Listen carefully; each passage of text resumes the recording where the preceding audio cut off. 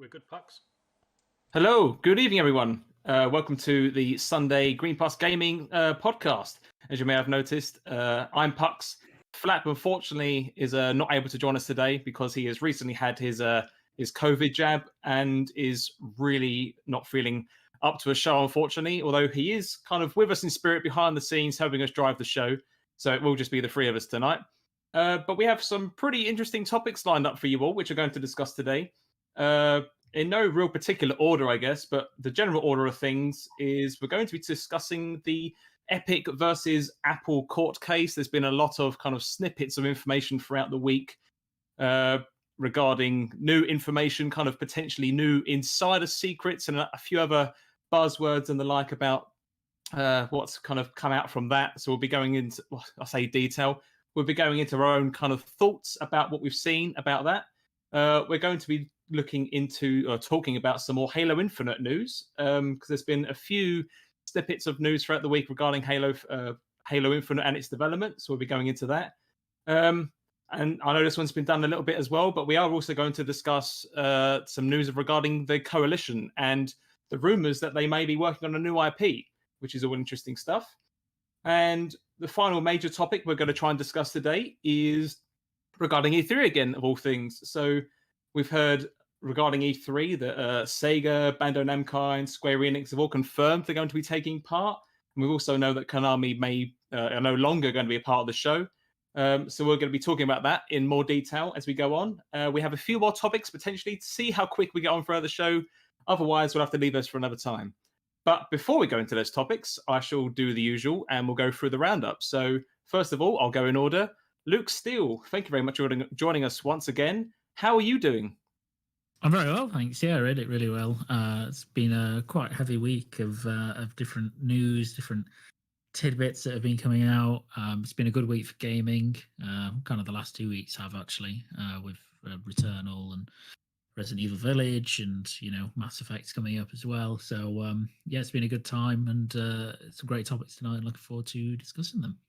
Good stuff.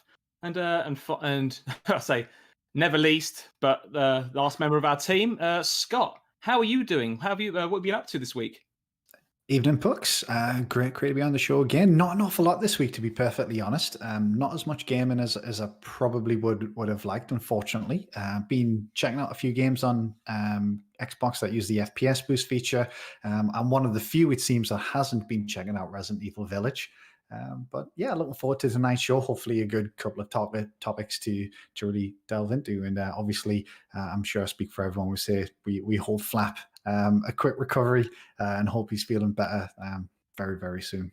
Yeah, definitely. I'm similar to you in a way, though. I mean, I haven't yet delved into the full game of Resident Evil Village. I've been seeing the reviews, watching videos, and having recommendations to definitely play the game. I played the demo actually, which I really enjoyed, which kind of definitely enticed me to potentially pick it up at some point in the future. And strangely enough, actually, one of the games I've mainly been playing is GTA 5 again on Game Pass. When it came back to Game Pass, I thought I'd download it and give it a go. And I just kind of fell in love with it again, just kind of the story and the general freedom of the game. And I actually managed to finish the story yesterday. So it's one of those games again where there's plenty to do, but I don't know if I have the time for it, so I may delete it soon. But yeah, hey ho. Anyway, without further ado, let's jump into topic one. So, Epic versus Apple court case. There's been, as I said during the intro, there's been a lot of information which has kind of come out, which a lot of third-party publishers, developers, other companies in the gaming space have all kind of come to the bat to have information redacted at the last moment and keep information private. And all sorts of weird stuff. We've also heard about Epic Games potentially wanting to fork Sony, I think up to $200 million plus to be able to get first-party PlayStation titles on the Epic Games Store, and all other sorts of stuff. I think one of the other main points as well was I think Microsoft most recently revealed that they'd never made a profit on a console sold, which at least in my mind, that seems like one which it doesn't necessarily surprise me because I think it's been a case, I'd argue maybe since the PlayStation 1 days, where consoles are relatively sold at a loss. And it was always known that the profits would all come from the game sales. So I'll start with yourself, Luke, if you don't mind. I suppose in general, what are your thoughts on the court case and any information that you heard about? Yeah, it's been really interesting, and to see it all kind of unfold, because it's super rare that you get this kind of look behind the scenes at gaming industry, particularly at this level, and so candidly through court documents in terms of emails exchanged between Tim Sweeney and Phil Spencer and Gio Corsi at PlayStation, and all of these kind of interactions going on. So it's been really really cool actually, just to see that, and it gives you just a bit of a flavor of how it goes on, when the doors are closed and when we're not privy to it. So that's been really cool. In terms of general information, I mean, I don't think there's been anything in particular that's come out that I've been shocked or heavily surprised at. It's been all kind of stuff that I suppose we thought about for a while, or kind of believed might be true for a while. So kind of PlayStation stance on crossplay, Phil maybe wanting to bring xCloud or Game Pass on those kind of services to other platforms. Epic just wanting to just do everything possible to continue to make Fortnite a success. Trying to just play every party into Epic's realm so that they can continue to make as much money as possible from Fortnite. No surprises at all. I guess the kind of revelation around Epic, wanting to pay Sony for some PlayStation ports on PC exclusively for the Epic Game Store, bringing them to the Epic Game Store was quite interesting. Continuing to try and sink money into that venture, and I guess it's something that I don't know may have been fairly successful for Epic, but I suppose the size of the money that's mooted is probably quite small, I guess, for what Sony could actually make just bringing a port to other platforms like Steam. So it's been super interesting, and I've really enjoyed following it. I think we've still got about 2 weeks of it left, actually, or at least another week. So I'm sure we'll see some other juicy tidbits come out. But I've been following it fairly closely and really enjoying it, even though the intention is not for us to enjoy it at all. But much like the O.J. Simpson trial, you kind of get hooked on these things, and you get kind of just transfixed with them. So yeah, it's been bizarre, but interesting. Yeah, so one of the things I also found interesting as well is when there was the Epic document that got publicly disclosed regarding Epic's what's the term, strategy for approaching the kind of the big three companies, and how for PlayStation they said, yeah, we'll offer them 200 million for, I think they wanted 4 to 5 games, right? But then it's similar to what you were just saying about that might be the cost just to port one game over, so that was an interesting number, I guess, for them to suggest. And then also there was the strategy for Microsoft as well, and how that may not necessarily be as popular with them. And then what I found most hilarious of all was Nintendo, and how even in their internal document they just stated, yeah, this is not going to happen. Waste of time. Of time. That's effectively what it summed up as. Just don't even bother. Yeah. I mean, I know it's early days, but I'm not asking anyone to pick sides. But do you have, at least from maybe a legal lens or maybe personal preference or whatever else, do you believe that or rather, do you have a preference for who you'd like to see the victor, I guess? And do you reckon, or how do you reckon the gaming landscape could change if either or were to win the court case?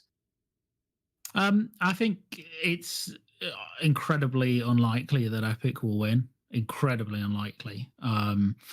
Because, I mean, effectively what they're trying to argue is that Apple are some pseudo monopoly of their own store. I mean, it's just a bizarre case. It's just a totally bizarre case.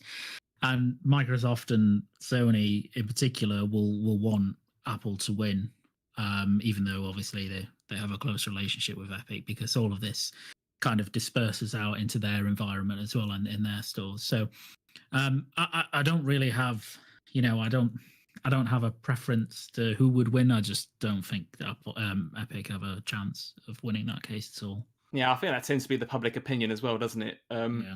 I see one of the things I'll say is there's lots of interesting things that are small kind of tidbits of information which have kind of been drip fed off from this. I think one of the more recent ones I also read was regarding the game Roblox of all things, because I think that had generated, I can't even know, 200 plus billion, if not billions. I think it was like 9 billion maybe is the number I read. I'm not sure if that's completely correct, but basically the latest comments from the Roblox team as they got dragged into the court case was about how Roblox itself apparently isn't a game, but it's kind of a platform which hosts smaller games. And then within the Roblox universe, you can pay for whether, I don't know, like cosmetic items or other add-ons of some description, but these aren't affected, or these aren't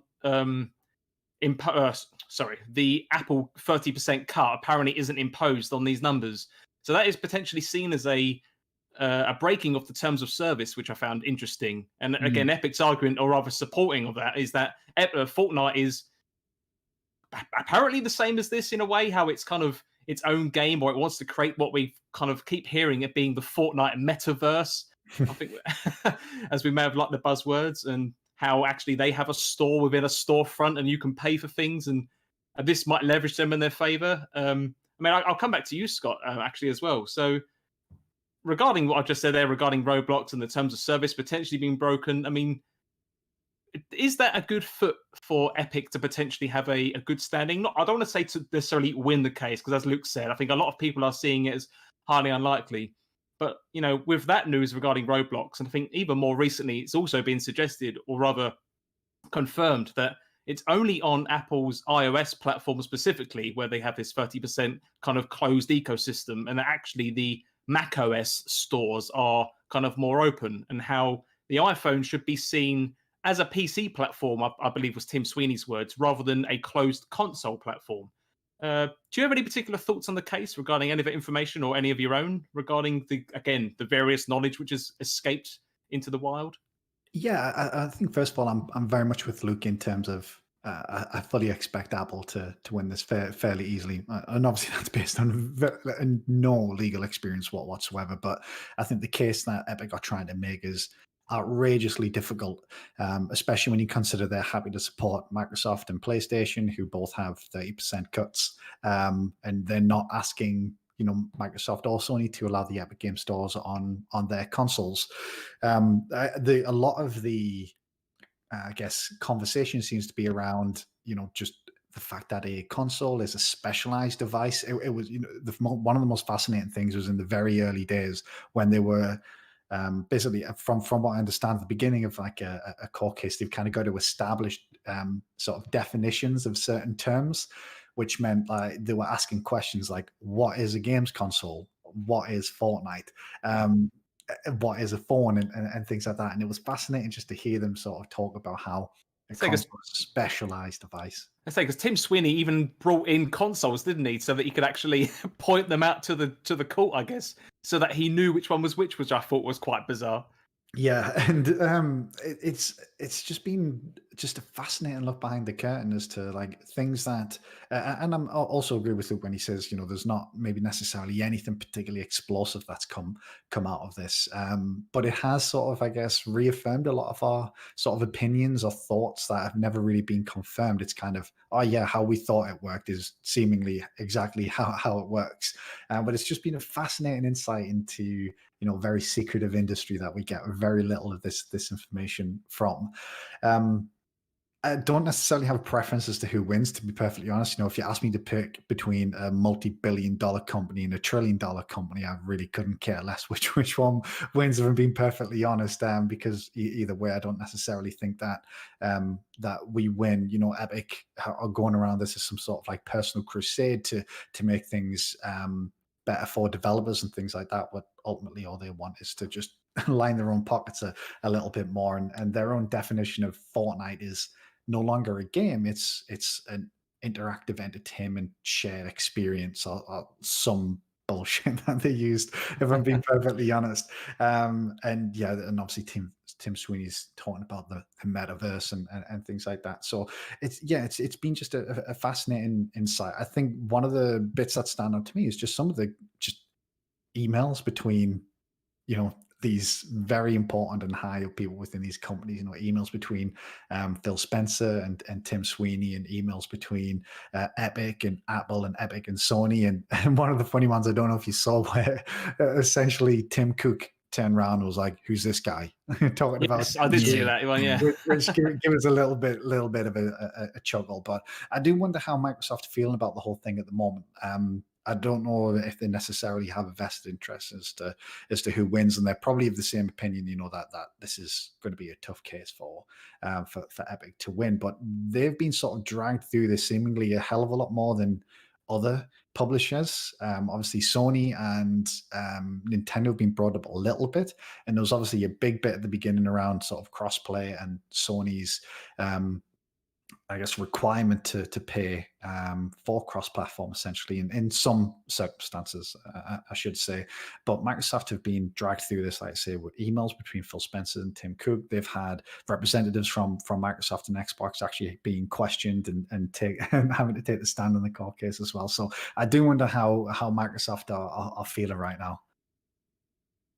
yeah. I think they're definitely one of those ones. I think they're caught in the middle, aren't they? As to they kind of agree with one side, but maybe are supporting the other one secretly. And as you say, it's all up in the air. Still early days. As Luke said, there's still about, I think, 2 weeks worth of debate to be had before there is a verdict, I guess. But one of the things, I know you said it there, which again I think the large majority of us do agree with regarding iOS taking a 30% cut. 30% cut across different storefronts or platforms has been the norm for an awfully long time. I think it's only more recently where, Epic Game Store, I think it was early last year or maybe even 2 years ago when they reduced that from 30 to 18%, I believe it was. But what I find interesting as well is how the argument is starting to be defined between, what is iOS and does it even have the right to have a 30% cut, which I found interesting because I think it was even brought in as part of the argument that Microsoft, at least on the PC storefront, the Microsoft Store, they're reducing their cut from 30% to, I believe, 18% as well. Correct me if I'm wrong with those numbers. I think it's 12%. Oh, it's 12%. Yeah. Okay. So that would match basically what Epic are doing with the Epic Game Store. So Epic's kind of big thing when they released the Epic Game Store was like, look, Steam will take 30, we're only going to take 12. That was kind of Epic's big, I guess, talking point when they first released the EGS. And then Microsoft more recently have come out and basically said, well, look, we're only going to charge 12% or take our 12% cut on the Microsoft Store, obviously in an attempt to make that platform a little bit more appealing to developers. Yeah, we definitely did see that at the beginning, didn't we? I think there was some indie titles such as Untitled Goose Game and a number of others which came out, which they took the deals. And again, from a developing standpoint, why wouldn't you? Because you're going to get the bigger bulk of the profits, I guess. But the risk that you're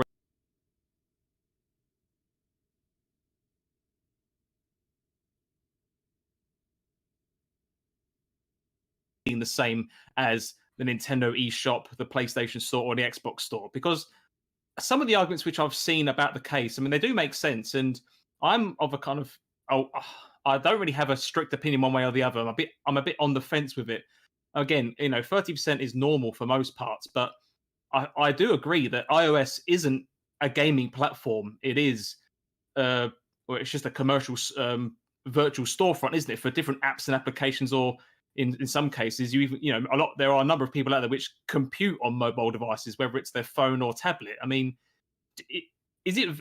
Epic have a valid point regarding the 30% cut? And should Apple either open up their mobile storefront similar to the PC from Mac OS, or do you think they are in the right to stick to their guns and say actually iOS needs to be more protected for whatever reason? That's an open question to either of you, by the way. Sorry. Do you want to take that one, Luke? Yeah, no, I think Apple should and are sticking to their guns on this, because the whole point, right, of Apple's platforms, in particular their mobile space, is that they're meant to be very somewhat closed ecosystems that are supposed to benefit consumers at the end. Now, whether you think that they do or not depends on much of your view on Apple and iOS, in general, right? It depends on how invested you are in their ecosystem. But ultimately, I think that it's a weird case from Epic because, I don't see how you can monopolize your own store, right? Which is essentially what Epic are talking about here. They're trying to say that, that they shouldn't be taking this much money as a cut of, digital application sales, gaming sales, whatever goes through iOS, right? On the App Store, and that the actual, the actual amount that that platform needs to run a profit as a digital storefront is much less, which is probably very true. It probably doesn't need, like Apple, I'm sure would still make a profit from 10% or 12% or 18%, right? But ultimately, it's the Apple store, it's their storefront. It's much like Epic's own storefront, Microsoft storefront, Sony storefront. If you don't like it, don't go on it, right? I think one of the main differences, just to quickly interrupt, sorry, is that at least as far as I'm aware, most gaming platforms and obviously platforms like Android and the Microsoft Store are usually one-off payments to kind of become a developer, quote unquote, and then you're free to start publishing stuff. Whereas on I don't know about macOS, please fill me in if you know, but at least on iOS, you have to pay, I believe, $99 per year, as well as going through a much stricter kind of certification process before you are approved as a developer. I mean, is that not a bit over the top as well, do you reckon, to kind of have a recurring and a much higher cost of entry into the iOS ecosystem compared to every other gaming platform and digital storefront? No, because it's their storefront. It's Apple's storefront. So it's the same as any service that they run the storefront, right? They set the terms and conditions. It's much, as an example, if I walk into a shop, any shop on the street, and the shop says, "Oh, the terms of entry are that you need to take your shoes off. If you don't take your shoes off, get out of the shop." Then if I don't take my shoes off, I shouldn't expect to go in the shop. So, it's not my shop. I don't have the right to unilaterally impose a term or to say, "Oh, that's not how you should run your shop." Right. And it's Epic are essentially trying to do this with Apple. They're trying to say, look, you don't need that, you don't need the oversight review that you have on the stores. You don't need the revenue cut that you take. You don't need X, Y, and Z, because you can actually have it much less, and it will be beneficial to everyone who comes to your storefront.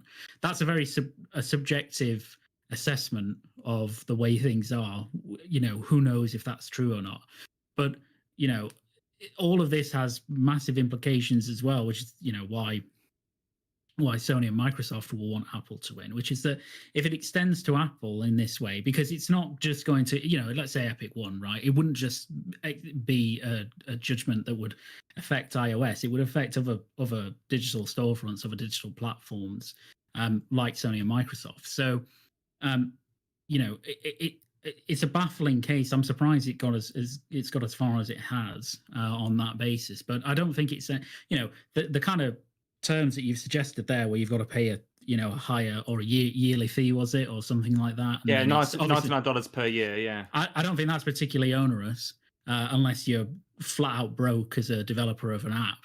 And then obviously Apple has more stringent review policies, right? They are very strict on the type of apps that come in and their functionality, etc. But again, that's their storefront. Like, that's if they want to do that and they feel it's beneficial. I don't think it limits competition in that way, and I don't think that the fees they charge limit competition, because the market is the market, right? I mean, I know that if you're you're on an iPhone and you go into the App Store, that is your window to all apps, right? To all functionality with your phone. So I get that, but the treatment is by and large equal across all app developers, right? And people that come onto that store. So I don't know. I just don't really agree with it, and I don't really understand why Epic is so het up about it. Well, I do understand why they're het up about it. They're het up because they want to sell V-Bucks for their own platform, so that they can make more money on it. That's why that's the whole reason for this case, right? They just want more money. And that's exactly can't take a side in this particular thing. Like I say, I really don't care which of the Yeah. very rich companies win, because ultimately all Epic want to do is they sell £10 worth of V-Bucks, they only get £7 of that. They don't want Yeah. £7, they want £10.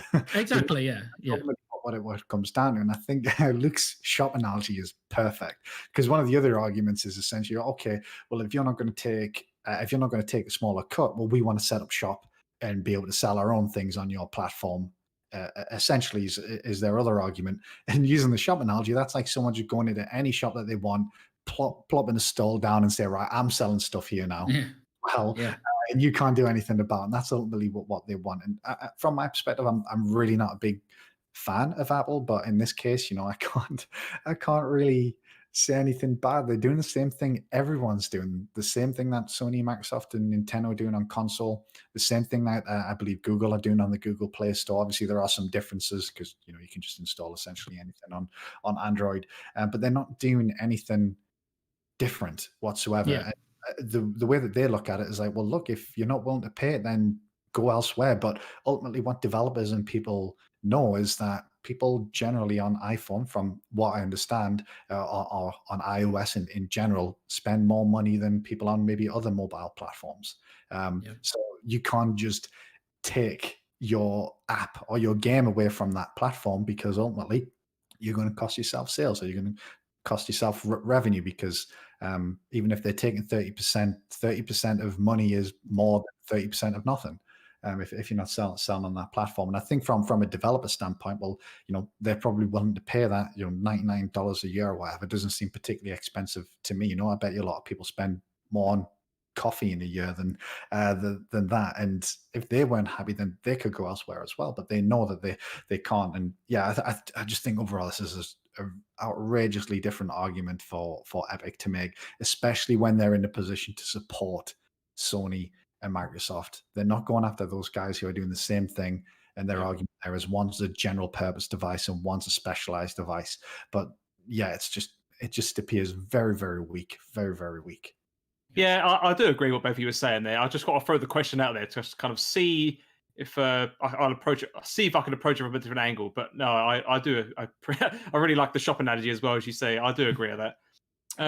There was something that came to. I'm glad you brought up about the statistics thing as well, because the only thing that I could really think of about regarding why it's seen as a quote unquote monopoly, I think and again regarding the higher cost to entry and recurring fees rather than a one-off cost and all the rest of it. But then, as you say, statistically, I think a large majority of Apple users are shown to actually purchase apps. So I think, as you say, if yes, you have to sting up the cost, but then if you make something that's, I don't want to say worthwhile, but if you make something that's actually sellable and it's selling and making you money, then I guess you shouldn't complain, right? Because otherwise, on Android, you could argue that yes, it's great to have that $25 one-off fee, but statistically, I think only about, was it less than 10% of people actually buy apps on Android, or something really low?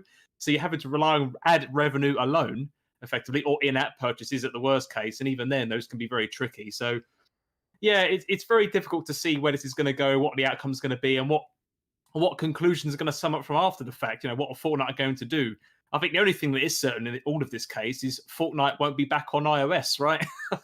I think that's the only thing that's really surefire anyway. But no, thanks for your comments, guys. Appreciate that. Before I move on, Scott, do we have any particular comments at all regarding this topic? Yeah, there's a couple here I'd like to read out. Baldman Gamer has been pretty busy in the chat, so thank you very much, mate. So a couple of comments from him. So he firstly said it's cool to have a peek behind the curtain to see how deals, etc., are done, but it's information as gamers we didn't really need. He also says, I bet they're going to be a lot more tight-lipped in future emails. Yeah, I think maybe there'll be a few more phone calls rather than emails being sent going forward. He is similar to what I asked earlier, actually. He wonders if there's going to be any damage to the relationship between Epic and Xbox. And then finally, he says, Apple does not force anyone to be on their platform, and I'm sure they make the T's and C's clear before they join. Nah, that's good stuff. I'll move straight on to topic 2 then, chaps. So Halo Infinite. So there's been a small bit of information earlier this week, I believe, from an ex-technical artist, I believe it was. But basically, one of a developer has spoken out rather about the difficulties developing the game. and how the engine has had to be kind of reworked and updated constantly to meet with new features, and obviously that has to keep up with timelines. And it's also been suggested that a lot of crunch is being performed in order to try to get the project done on time. And not only that, regardless of all of this extra time and effort and crunch going into the project, apparently there's also a lot of content which has been cut or is being cut, or for all we know, if that is true, maybe being added in at a later date or post-launch. We don't know. So I suppose one of the questions is, one, what do we all think of this? And have the executives been maybe too ambitious with this project? But before I do ask one of you this question, one thing I want to add is regarding the crunch statement, because I believe the former developer which brought that up, I think then kind of came back and I'd honestly redacted his statement, but he corrected it as if to say that yes, a lot of crunch is happening, but it's not being forced upon, which I found interesting because if it's not being forced upon, why would developers choose to crunch? Because that doesn't really add up to me. I can't help but feel that if that is the case, you'd only really need to crunch if a project is behind, at least in an ideal stance. Luke, I'll come back to you on this one first. Do you have any particular thoughts on this Halo Infinite case? Is crunch really optional in this instance, or do you reckon that's just maybe a front for this former developer to maybe just cover his tracks a bit? And do you reckon that we're going to see maybe a lesser experience than what we're all potentially overly ambitiously waiting for? It's a really interesting question because I think everybody's been waiting on Halo Infinite for so long, and I think the anticipation, I think, was at a fever pitch before the last E3. Certainly was from my perspective. It's probably my most anticipated. Well, not the last E3, but the last big showcase period. My most anticipated title of that kind of time to actually see some gameplay, and I think for a lot of people, myself included, what was shown was a little disappointing. But since then, the hype's kind of built back up again, and I think people, 343 have done quite well to get out there and have these kind of monthly updates and these updated screenshots and talking about kind of the different elements of the game. So I think that's all been good, and people are looking forward to it again. I do suspect the next time that they show it off, which obviously will probably be next month now, it will look significantly better than it has done. I think this developer's comments, and I know he caveated them after the fact himself, as you said, with different things. But again, I wouldn't say that a lot of what he said is that surprising, right? Things are cut in games all the time. Development doesn't proceed on a linear, smooth basis. It's all over the place, and some projects are worse than others. COVID has hit, which has impacted game development. Certainly, Halo behind the scenes has had a bit more of a tumultuous time of it, with creative directors leaving, and being replaced, and that kind of thing happening. So no doubt it has had some problems. That doesn't necessarily mean it's going to be a bad game or not be a great game, but it does mean that it's had problems. Again, I think he talked about, don't expect the game to be a masterpiece, but he was talking very generally in terms of, people hype themselves up massively for these types of games and are often disappointed. I don't think he was saying that it wouldn't necessarily be an amazing game. The crunch comment is always interesting because, as you say, crunch is like we all experience this in our work at some point, right? Game developers more than others, but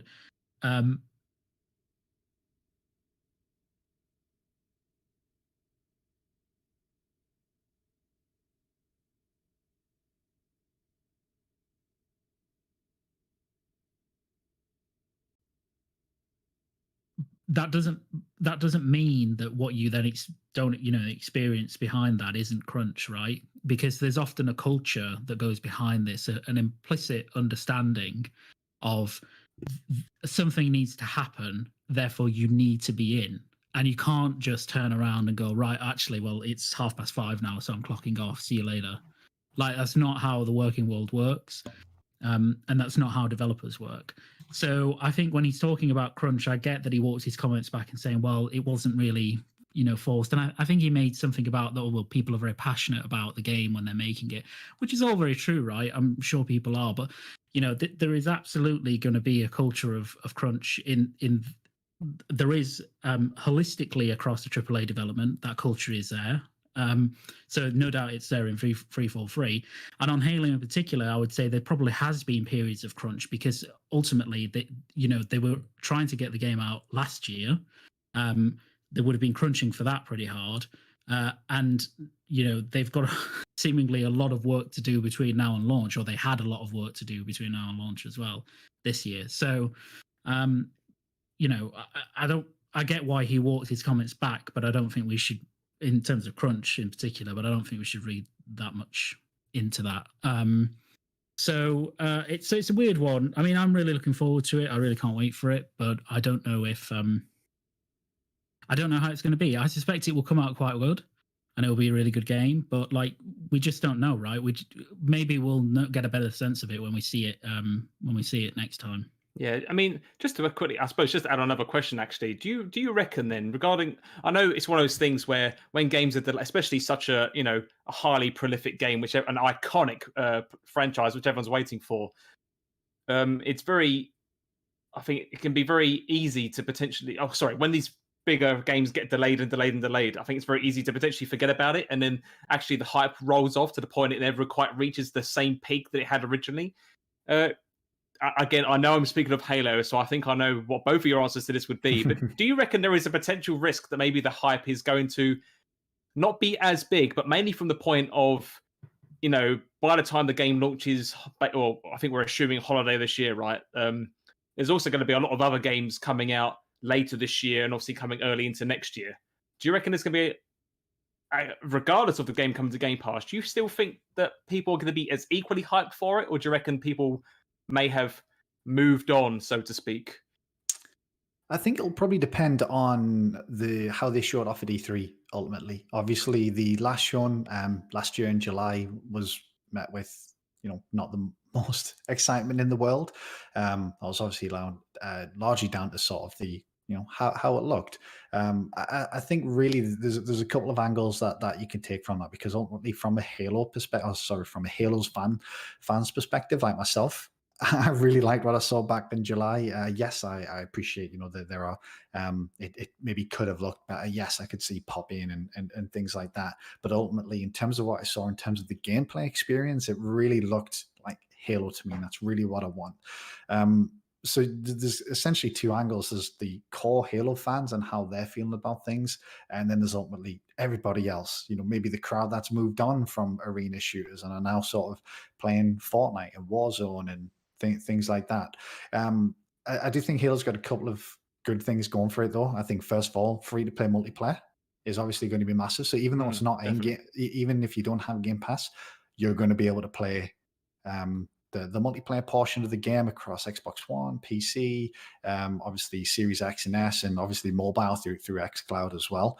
I do think that they're going to be revealing some sort of revamped version of Big Team Battle, or probably more specifically, maybe a revamped version of the Warzone mode from Halo 5, which was kind of their spin on sort of a PvE type experience that I think could offer sort of something unique to Halo, apart from necessarily going down a battle royale route. I do think Halo would make a bloody good battle royale game, but I don't think they'll go there at least just yet. But I think ultimately it'll come down to what they showed E3. Now they have sort of teased that obviously, and to be fair, E3 is what, it's next month now. We're what, Yeah, 4 or really 5 weeks close. away from E3. So you got to imagine that Halo's going to take up a hell of a lot of screen time during E3, and I think ultimately that is what will determine people's hype for the game when it comes out in November. I think they'll have to show a new single player trailer that should hopefully show some of the additional polish and some of the changes that they've made since July last year.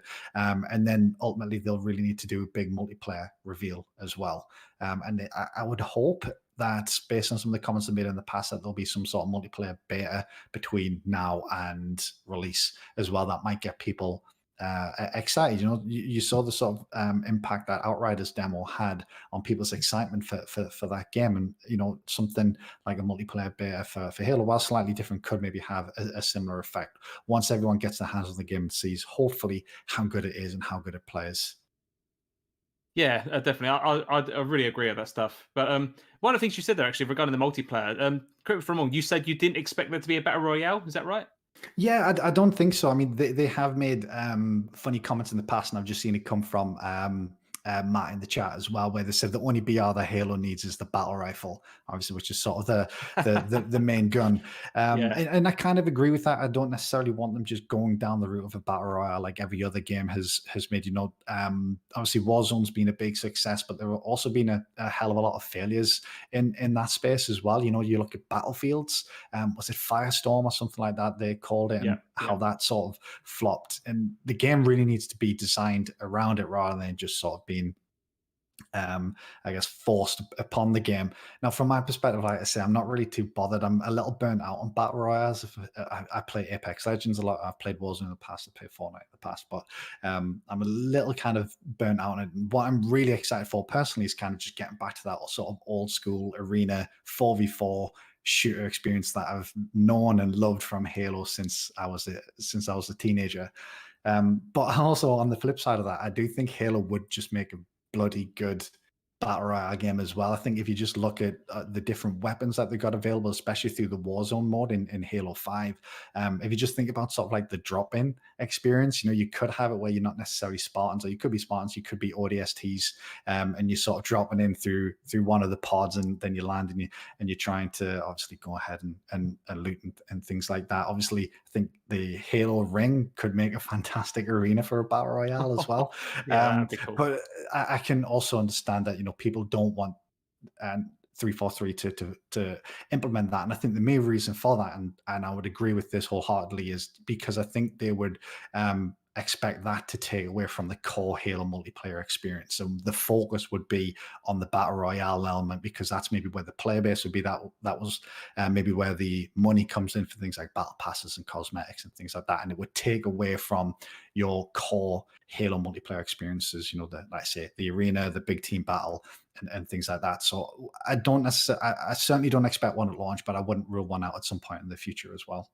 Yeah, I'm kind of similar, but I wouldn't be surprised they brought out Battle Royale, mainly because, as you said there about how other games kind of flock to the Battle Royale game, free-to-play versions, and they become the popular thing. But again, I think Call of Duty is probably also a good example of a game where nobody really asked for a Battle Royale. A lot of people questioned how it would work, to the point where, you know, the amount of Warzone, just because of the fact the game's free to play, you know, the amount of people that play Warzone compared to actually paying for the game and playing, you know, standard multiplayer, I'd argue is probably substantially less now, which I find a shame, because I'm similar to you actually. I'm kind of burnt out a bit with battle royales, and I much prefer, especially when it's a staple iconic game, I much prefer the normal multiplayer as well. But I kind of feel that, you know, I wouldn't be surprised at all if there is a battle royale. And given what you just said there, a lot of the potential ways you can implement that, like, you know, being in a pod or as an ODST and dropping down on the ring, I think that would be really cool.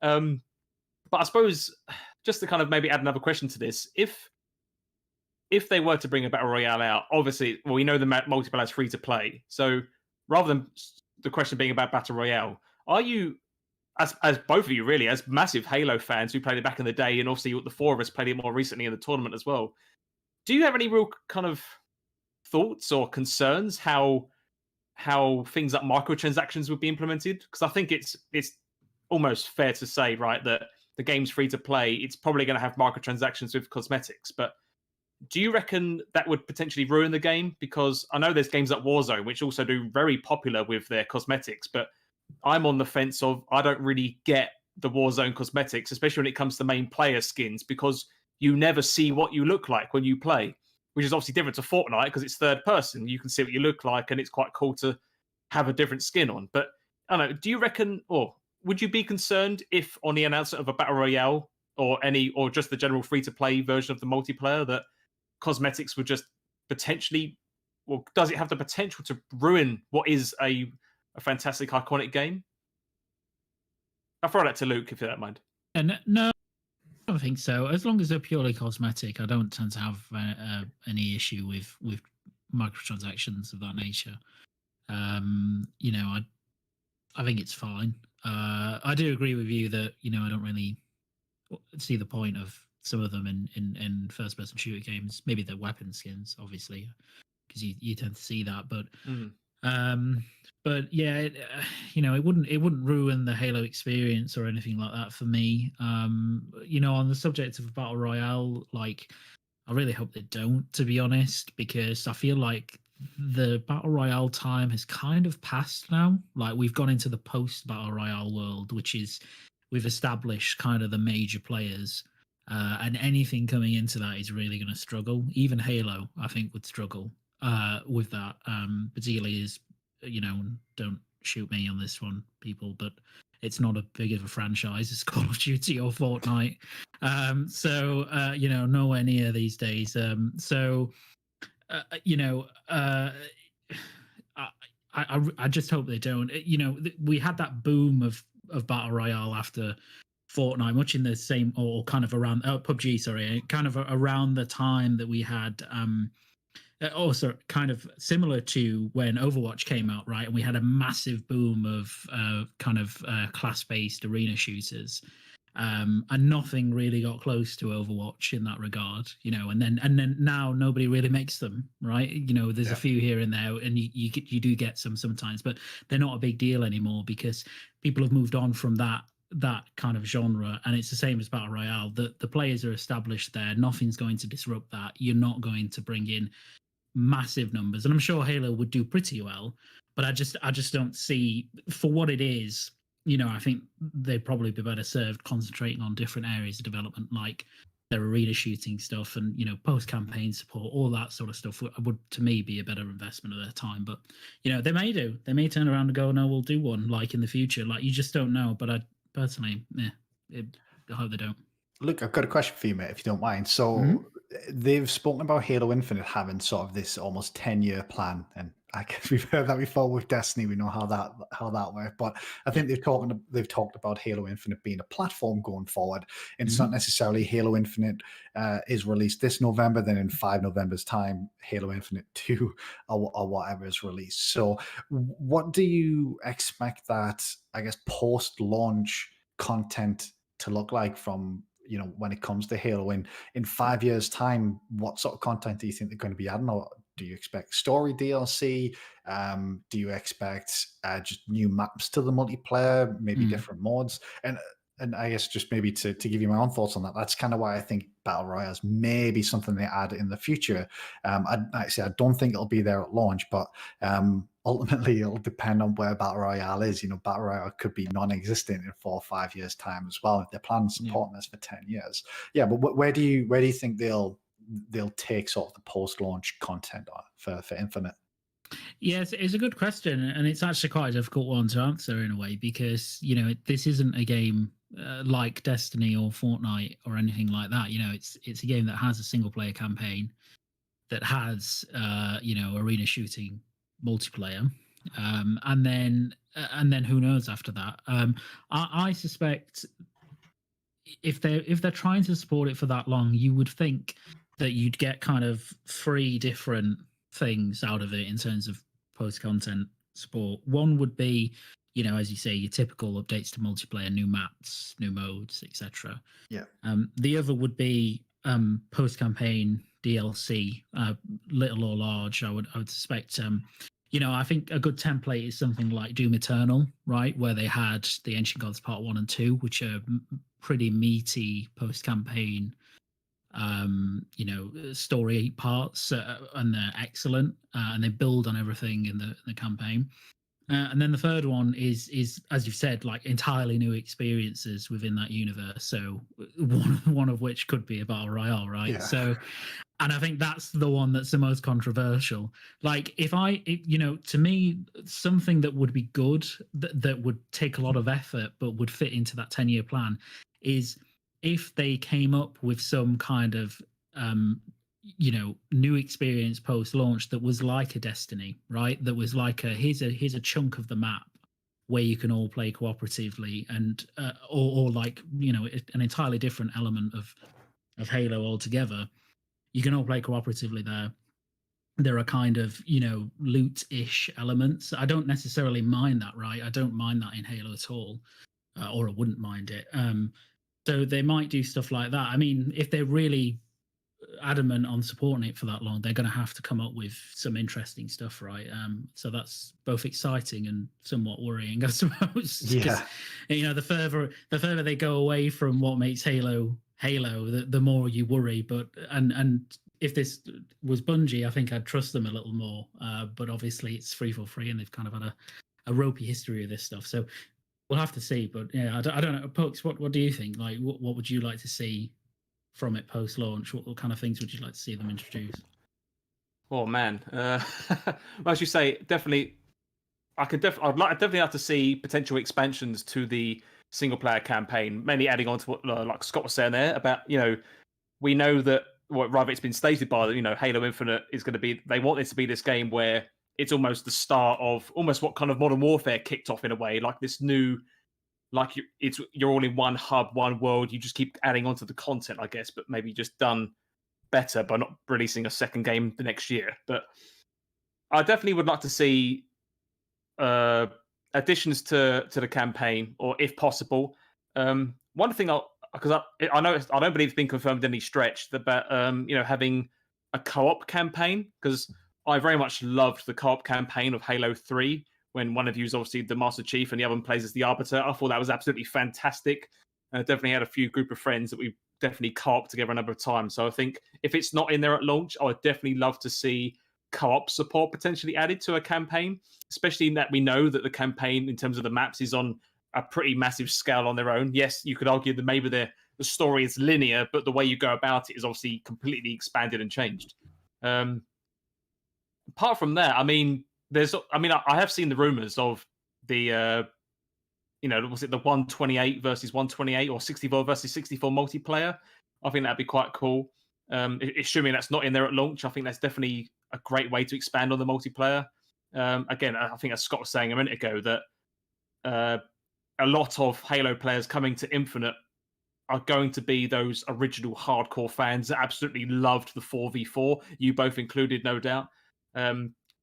My biggest kind of thought regarding the game is how they're going to kind of upgrade the gunplay, I guess, because we all took part in the tournament, right? And we all very much enjoyed it. I know you guys again played it for the most part. I played it quite a bit back in the day as well. But coming back to it for the tournament's sake, a number of years later, I think we all commented on it how the controls feel very old school, very dated, not very modern. And I think it's because we typically take Call of Duty as almost the kind of de facto standard in FPS controls. But then again, I also know that there's a load of fans and other players out there that don't want a Halo game to control like Call of Duty because they want it to be Halo.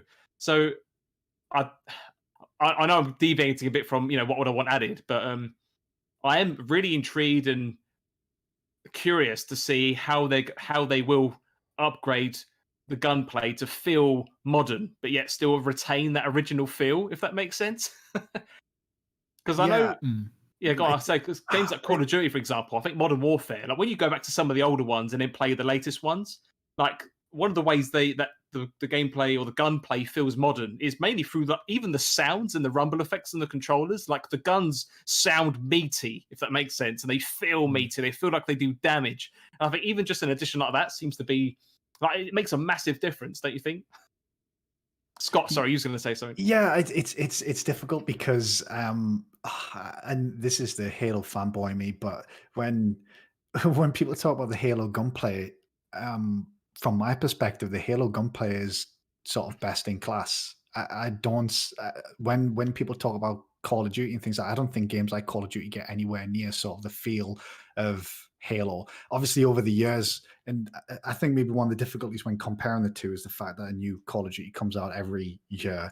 So obviously, you get incremental upgrades. So if you were to compare Modern Warfare or Warzone or something like that to Halo 4, obviously there are going to be differences. But in my opinion, one of the things that Halo truly nails is the gunplay. The guns all feel excellent. There's a variety of different guns, and just thinking about things like the pop of a headshot when using the battle rifle or a sniper rifle is just something that I think no game has really captured anywhere near as well for me personally. But obviously, I'm speaking there as a massive Halo fan and not so much a Call of Duty fan. But obviously, audio does play a big part, and I would recommend, if you haven't, to check out the Inside Infinite post where they talked about audio, and it shows you some of the really cool things that they did to sort of get some of the sounds in Halo, where they were like pushing dry ice against piano, like the insides of a piano and things like that, to get these screeching noises. Wow, really?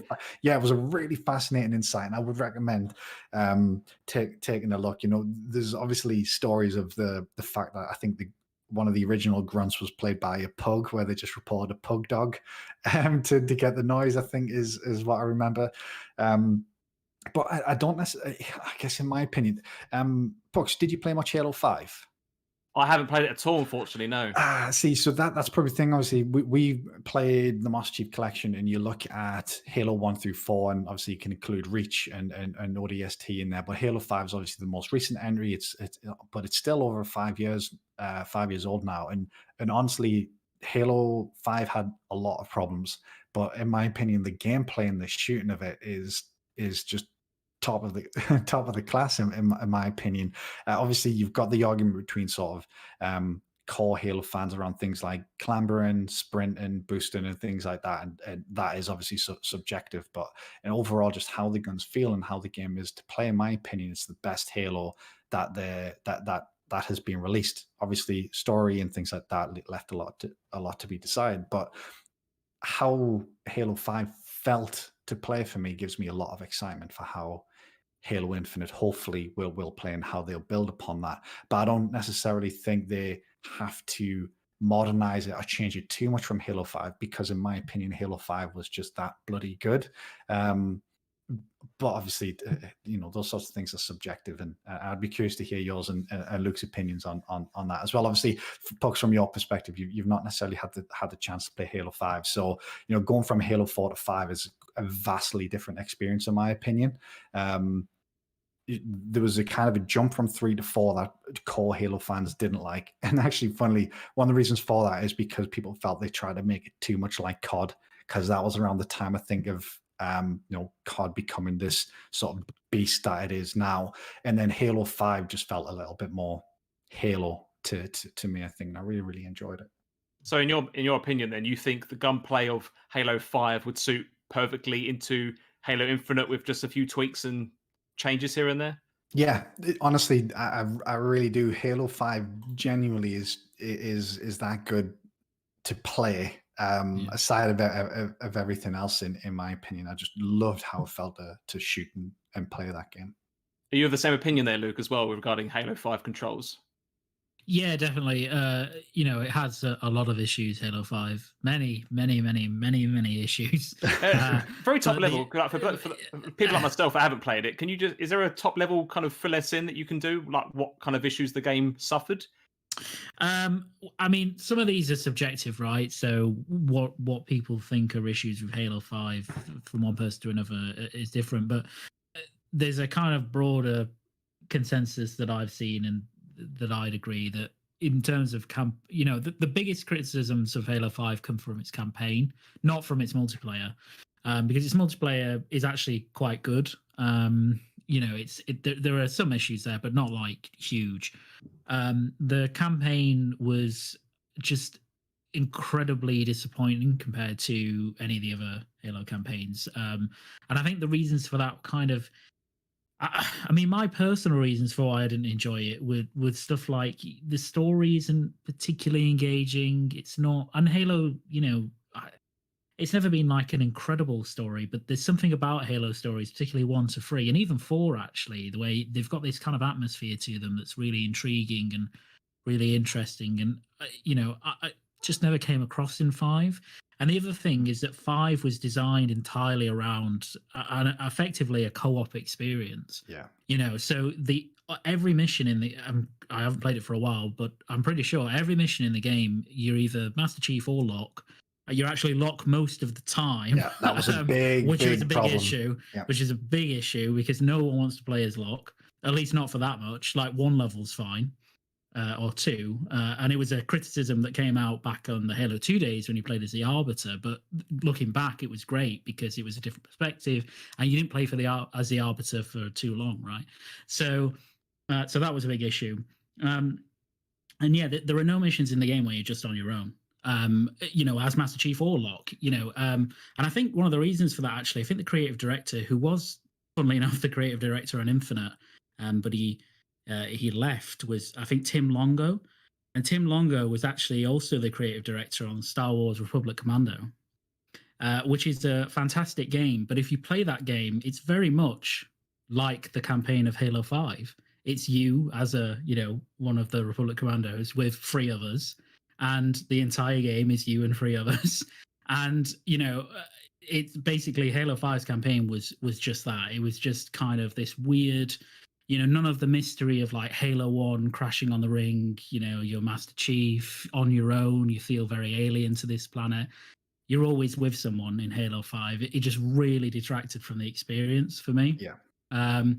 So and it's a reason clearly that Infinite has been structured the way it is, where it's like, okay, let's just go back right to basics about that Halo experience. Let's go back to the first Halo and say, here's a ring.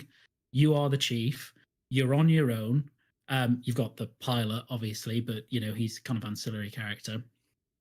Go and explore and find out the mystery of this planet, and there's all this big sci-fi story going on around you as well.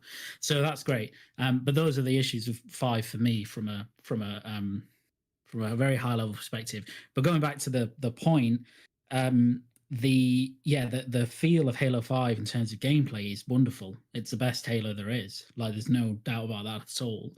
And if you look at Infinite, if you look at the gameplay, it's very reminiscent of 5.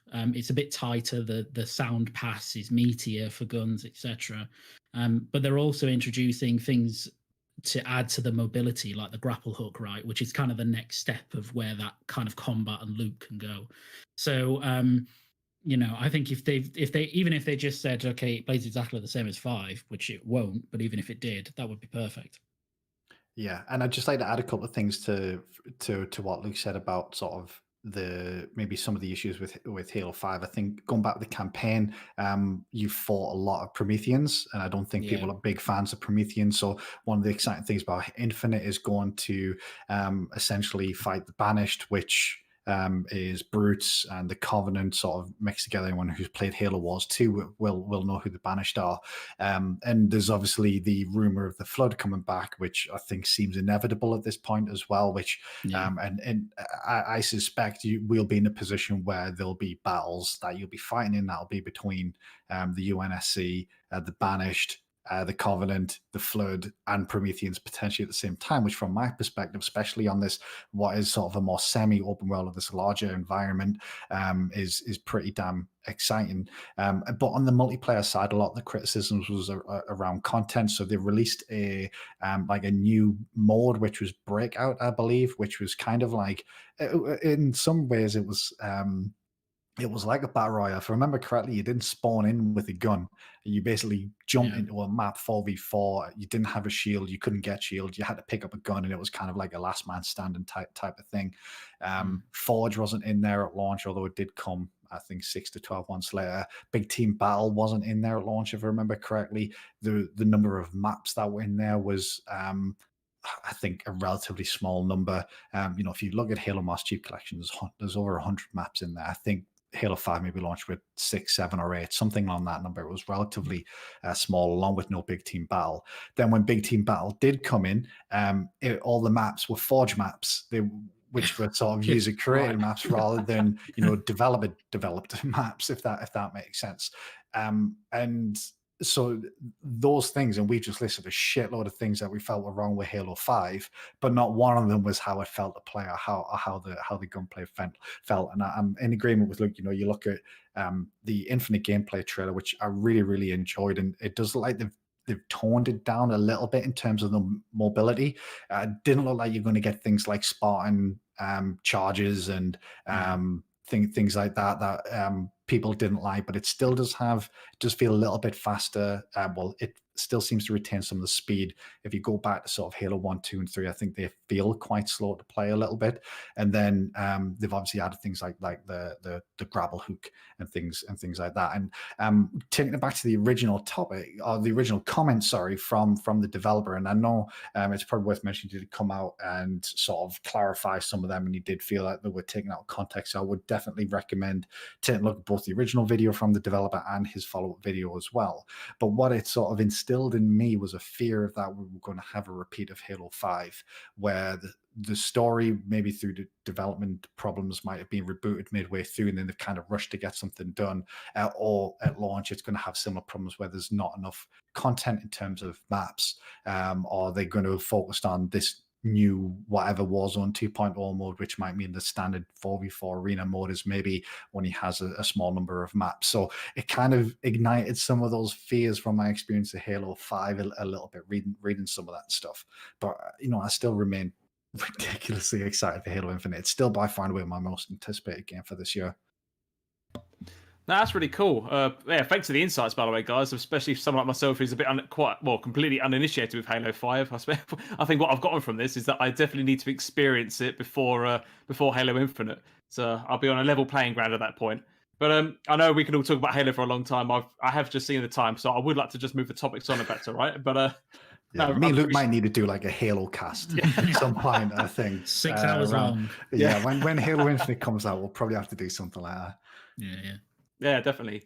I say, so halfway through the show. So thank you all very much for watching so far. I'll do a few shout outs for those in chat. Baldman Gamer, Marion the Mad, Fastback, Shizno Elite, Pixel Slapper, they call me Rick, Indie Gamer. Quite a few people here in chat and watching today. Dragon Wolf as well. Thank you all very much for being here. Hope you enjoying the content. As always, like if you like what you hear, dislike if you don't. Share and subscribe with anyone you know. Very much appreciate the support. And before I move on to the next topic, Scott, were there any comments regarding this before I do move on? Yeah, a couple of comments. So Ballman Gamer's been busy in the chat again. So he says, in my opinion, Halo's going to be an amazing game. Can they afford not to? I'd say no, and that's exactly why we saw a 12-month delay originally. That was probably a really bloody difficult decision for them. He does think that we'll get a complete game, though. Yes, stuff will get cut out, but also what game has got cut content to meet deadlines and release, which is fair. He did also touch on the coalition, which I think we'll get into a little bit more in the next topic. Pixel Slapper, in relation to the microtransactions topic, says, as long as it's not pay to win, I'm happy, which I think is fair. Matt Diet says, I'd love a massive team battle, 45 Spartans, 45 banished, 10 flood, several bases to take hold of. Spartan must recover players for holding, banished by taking them, and flood kills convert players. Ballman Gamer again says, as long as the microtransactions don't affect the gameplay and are only cosmetic, it won't bother me, and I'm very unlikely to spend any money on them as they don't interest me. And then finally from Dragon Wolf, he says, normally we get 1 to 2 Halos per gen. Hopefully we'll get more content with a steady stream over 10 years, but it has to include campaign, not just multiplayer, which I think is a very, very good point. Anything that they do hopefully will include story stuff as well, whether it's sort of small just missions or whether it be sort of larger stuff on the scale of ODST. I think it definitely has to have that. And then finally there was a question actually from Sensei's Thoughts, who says, let me ask this, with games today coming out with game ending bugs and crashes, what's acceptable? And he lists Cyberpunk and Returnal as examples, as the game is a success. So I guess the question for you guys is, what's acceptable when it comes to these issues that games are having on release, and I guess please correct me if I'm wrong, Sensei's Thoughts. I think maybe the question is around those two games appear to have been successful despite the fact that they're released with a lot of bugs and a lot of problems. So what do we as, I guess, gamers consider to be acceptable?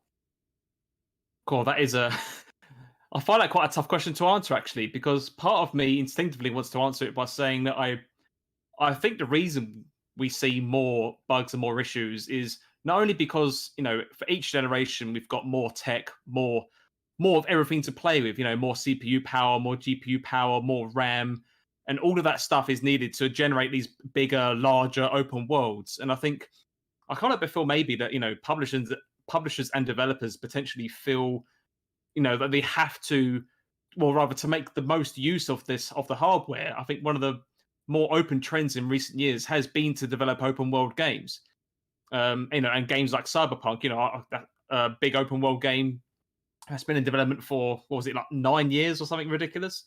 But I kind of feel that it's potentially down to, well, there's definitely, AAA studios have milestones and timelines that they need to meet, deadlines that they need to reach. And it's not like, I think a lot of us, sorry, are, I think, very accepting of indie games, for example.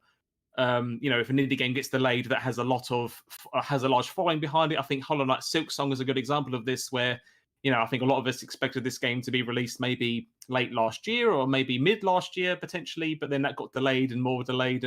And from the, I think, especially from I think Indie Gamer did an interview with Lef the other day, one of the marketing directors behind Hollow Knight, among others, also stated that fact that, they have the mindset of the game will be done when it's done. That's why we don't want to announce any release dates, which is perfectly understandable. But I don't believe that the AAA space can really sit in the same realm. Otherwise, I think you're going to have, tens of thousands, if not millions, of gamers with the shiny new boxes, regardless of what platform you've got, and have no games to play for the longest time. So I kind of potentially feel that AAAs are maybe stuck contractually, quite possibly, with these, especially if you're first party, of course, you're contractually kind of obligated to deliver at certain dates to meet these milestones and meet the hype and meet the expectations.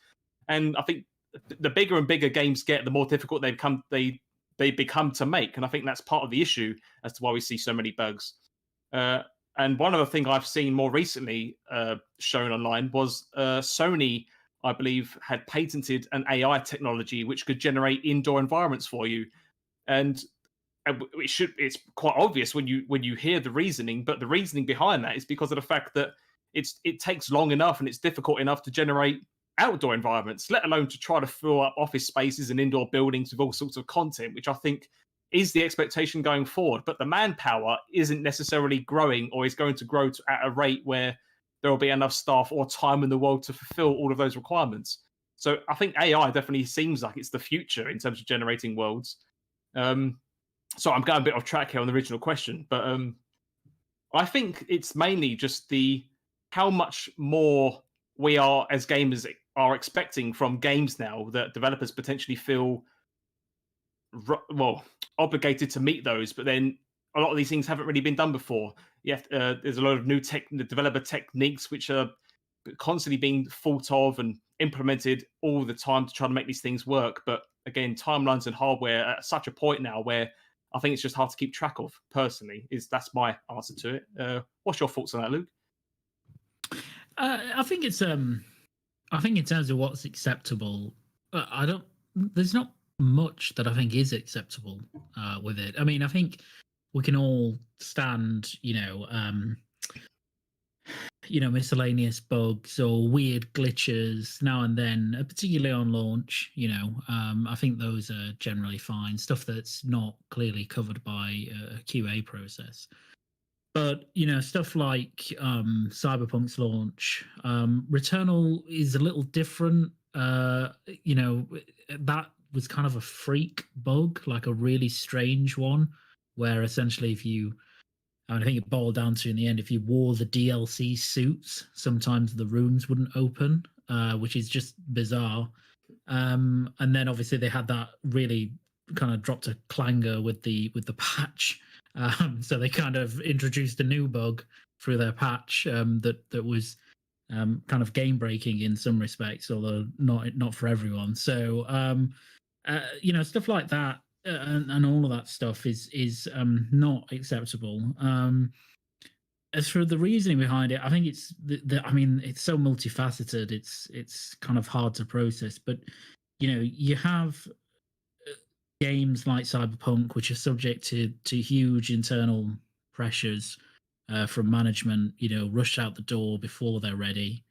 And invariably that causes all sorts of issues with development and with the final kind of process to launch. So that they launch in Cyberpunk's case in just unfathomable circumstances for a game of that size. Game breaking bugs galore, totally, janky all over. Even the quote unquote best version, the PC version, was pretty atrocious for bugs as well.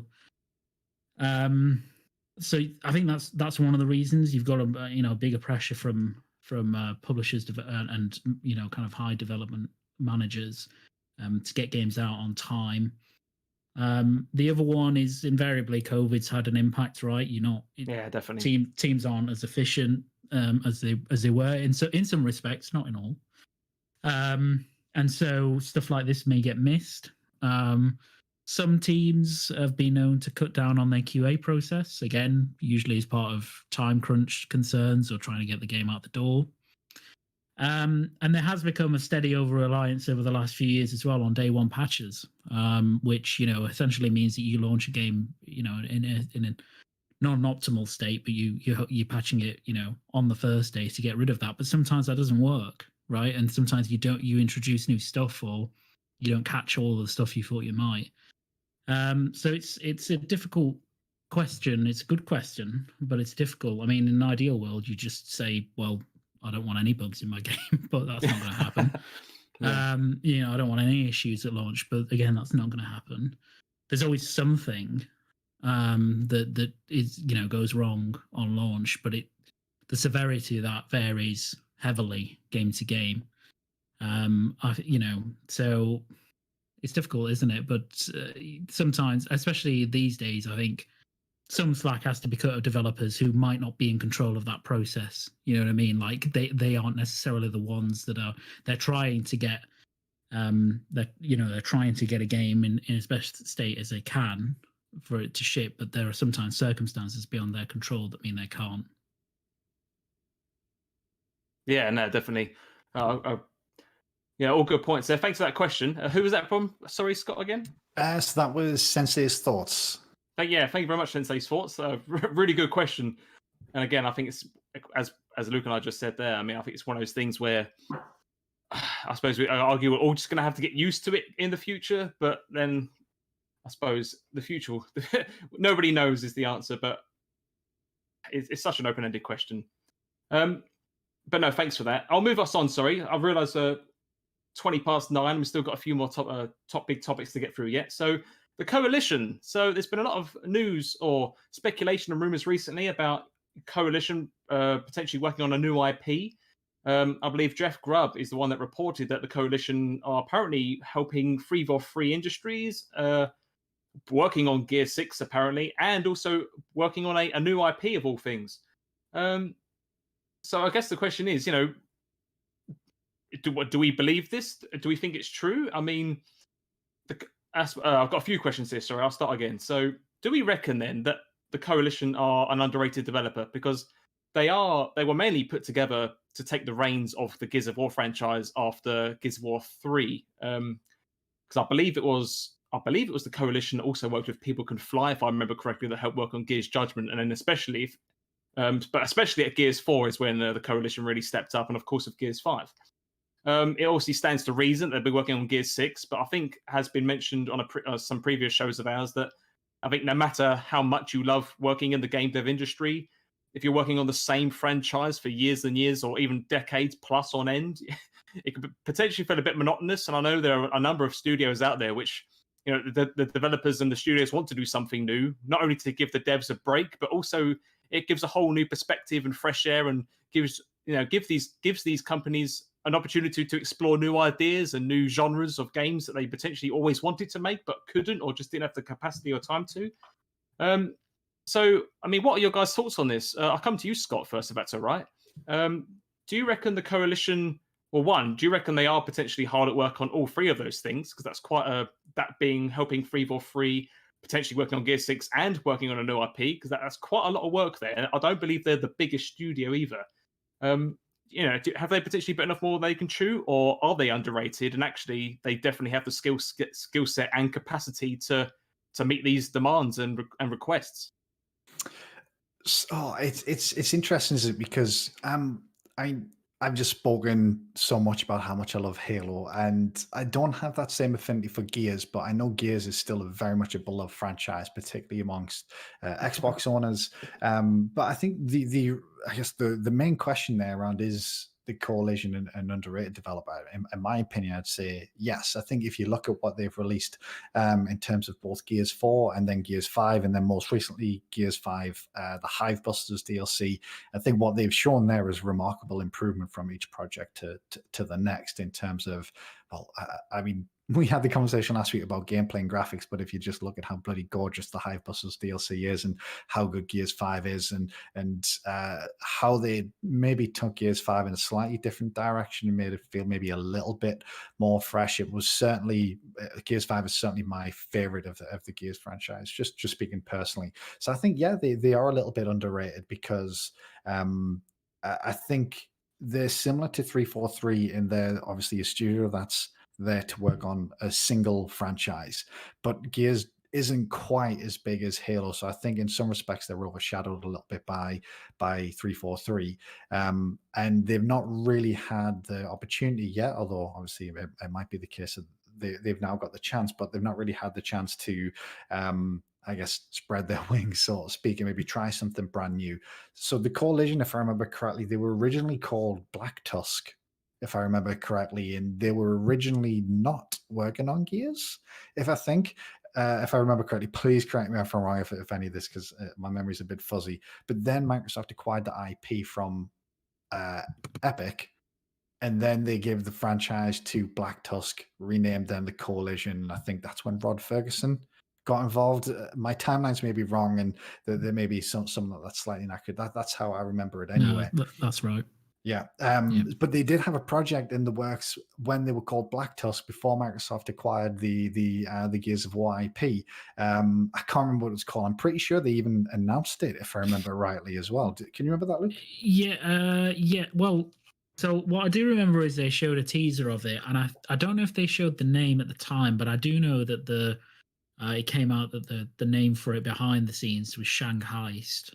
And the trailer was very much of that nature. It was, someone jumping into a building from a grapple. Basically, it was the shortest thing ever. But yes, they did kind of formally announce this new project.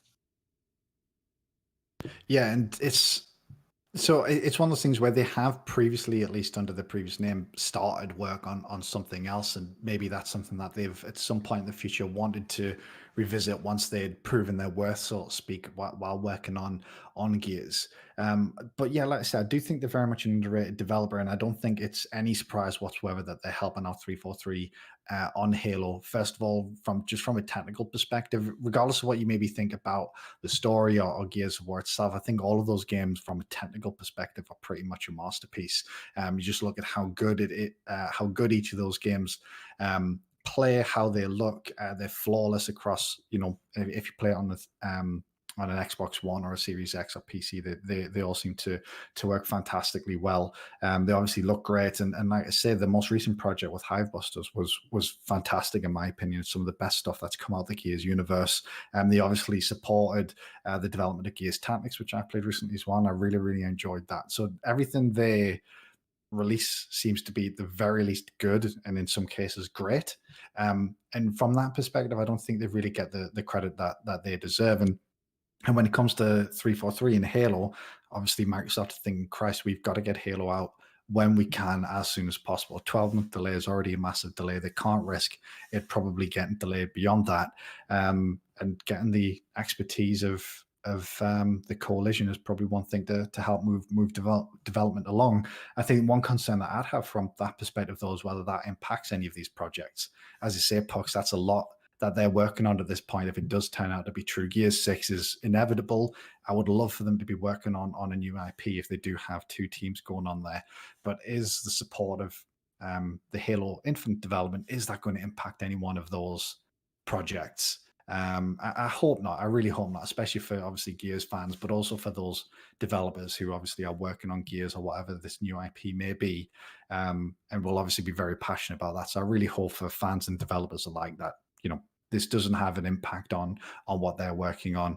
And obviously, I'm really, really excited for Gears 6, actually, especially after playing the Hive Busters DLC. Really excited to see where they take that next. Yeah, definitely. I said because adding on to that as well. I mean, one of the things that again, the Gears of War franchise is really kind of also known for, I'd argue, is it is the showcase game almost for the Unreal Engine as well. It's kind of the game which, I mean, before Fortnite at least, especially.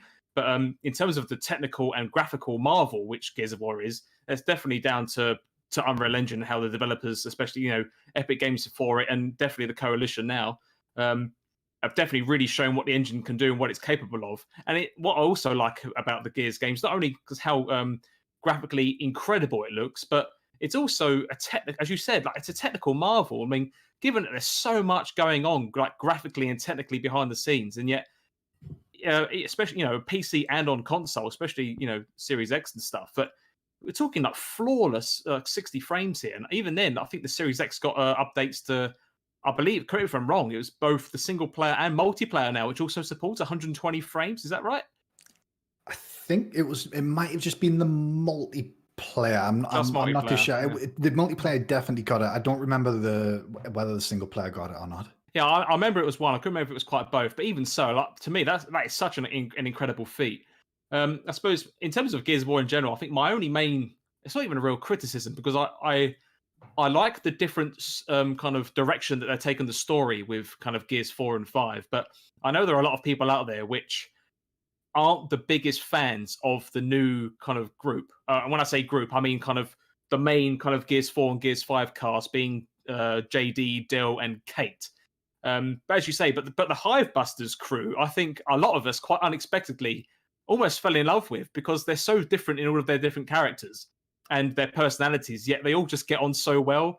And as you say, Hive Busters was done so well. Like, I can't even emphasize how much I really enjoyed it. And it kind of makes me wonder how that potentially would influence a Gear 6, because I know the main point of Gear 6 effectively is to finish what is the second trilogy, which was regarding Kate, and not to any spoilers or anything, but it's to do with the Locust Queen and all that kind of stuff, and Kate's involved, and it's all intertwined. But I would like to see them try to integrate the Hive Busters crew into the main story somehow. I'd like to think they would, because as I say, I know there's a load of people out there which absolutely loved the original cast. Marcus, Dom, Cole, and Baird.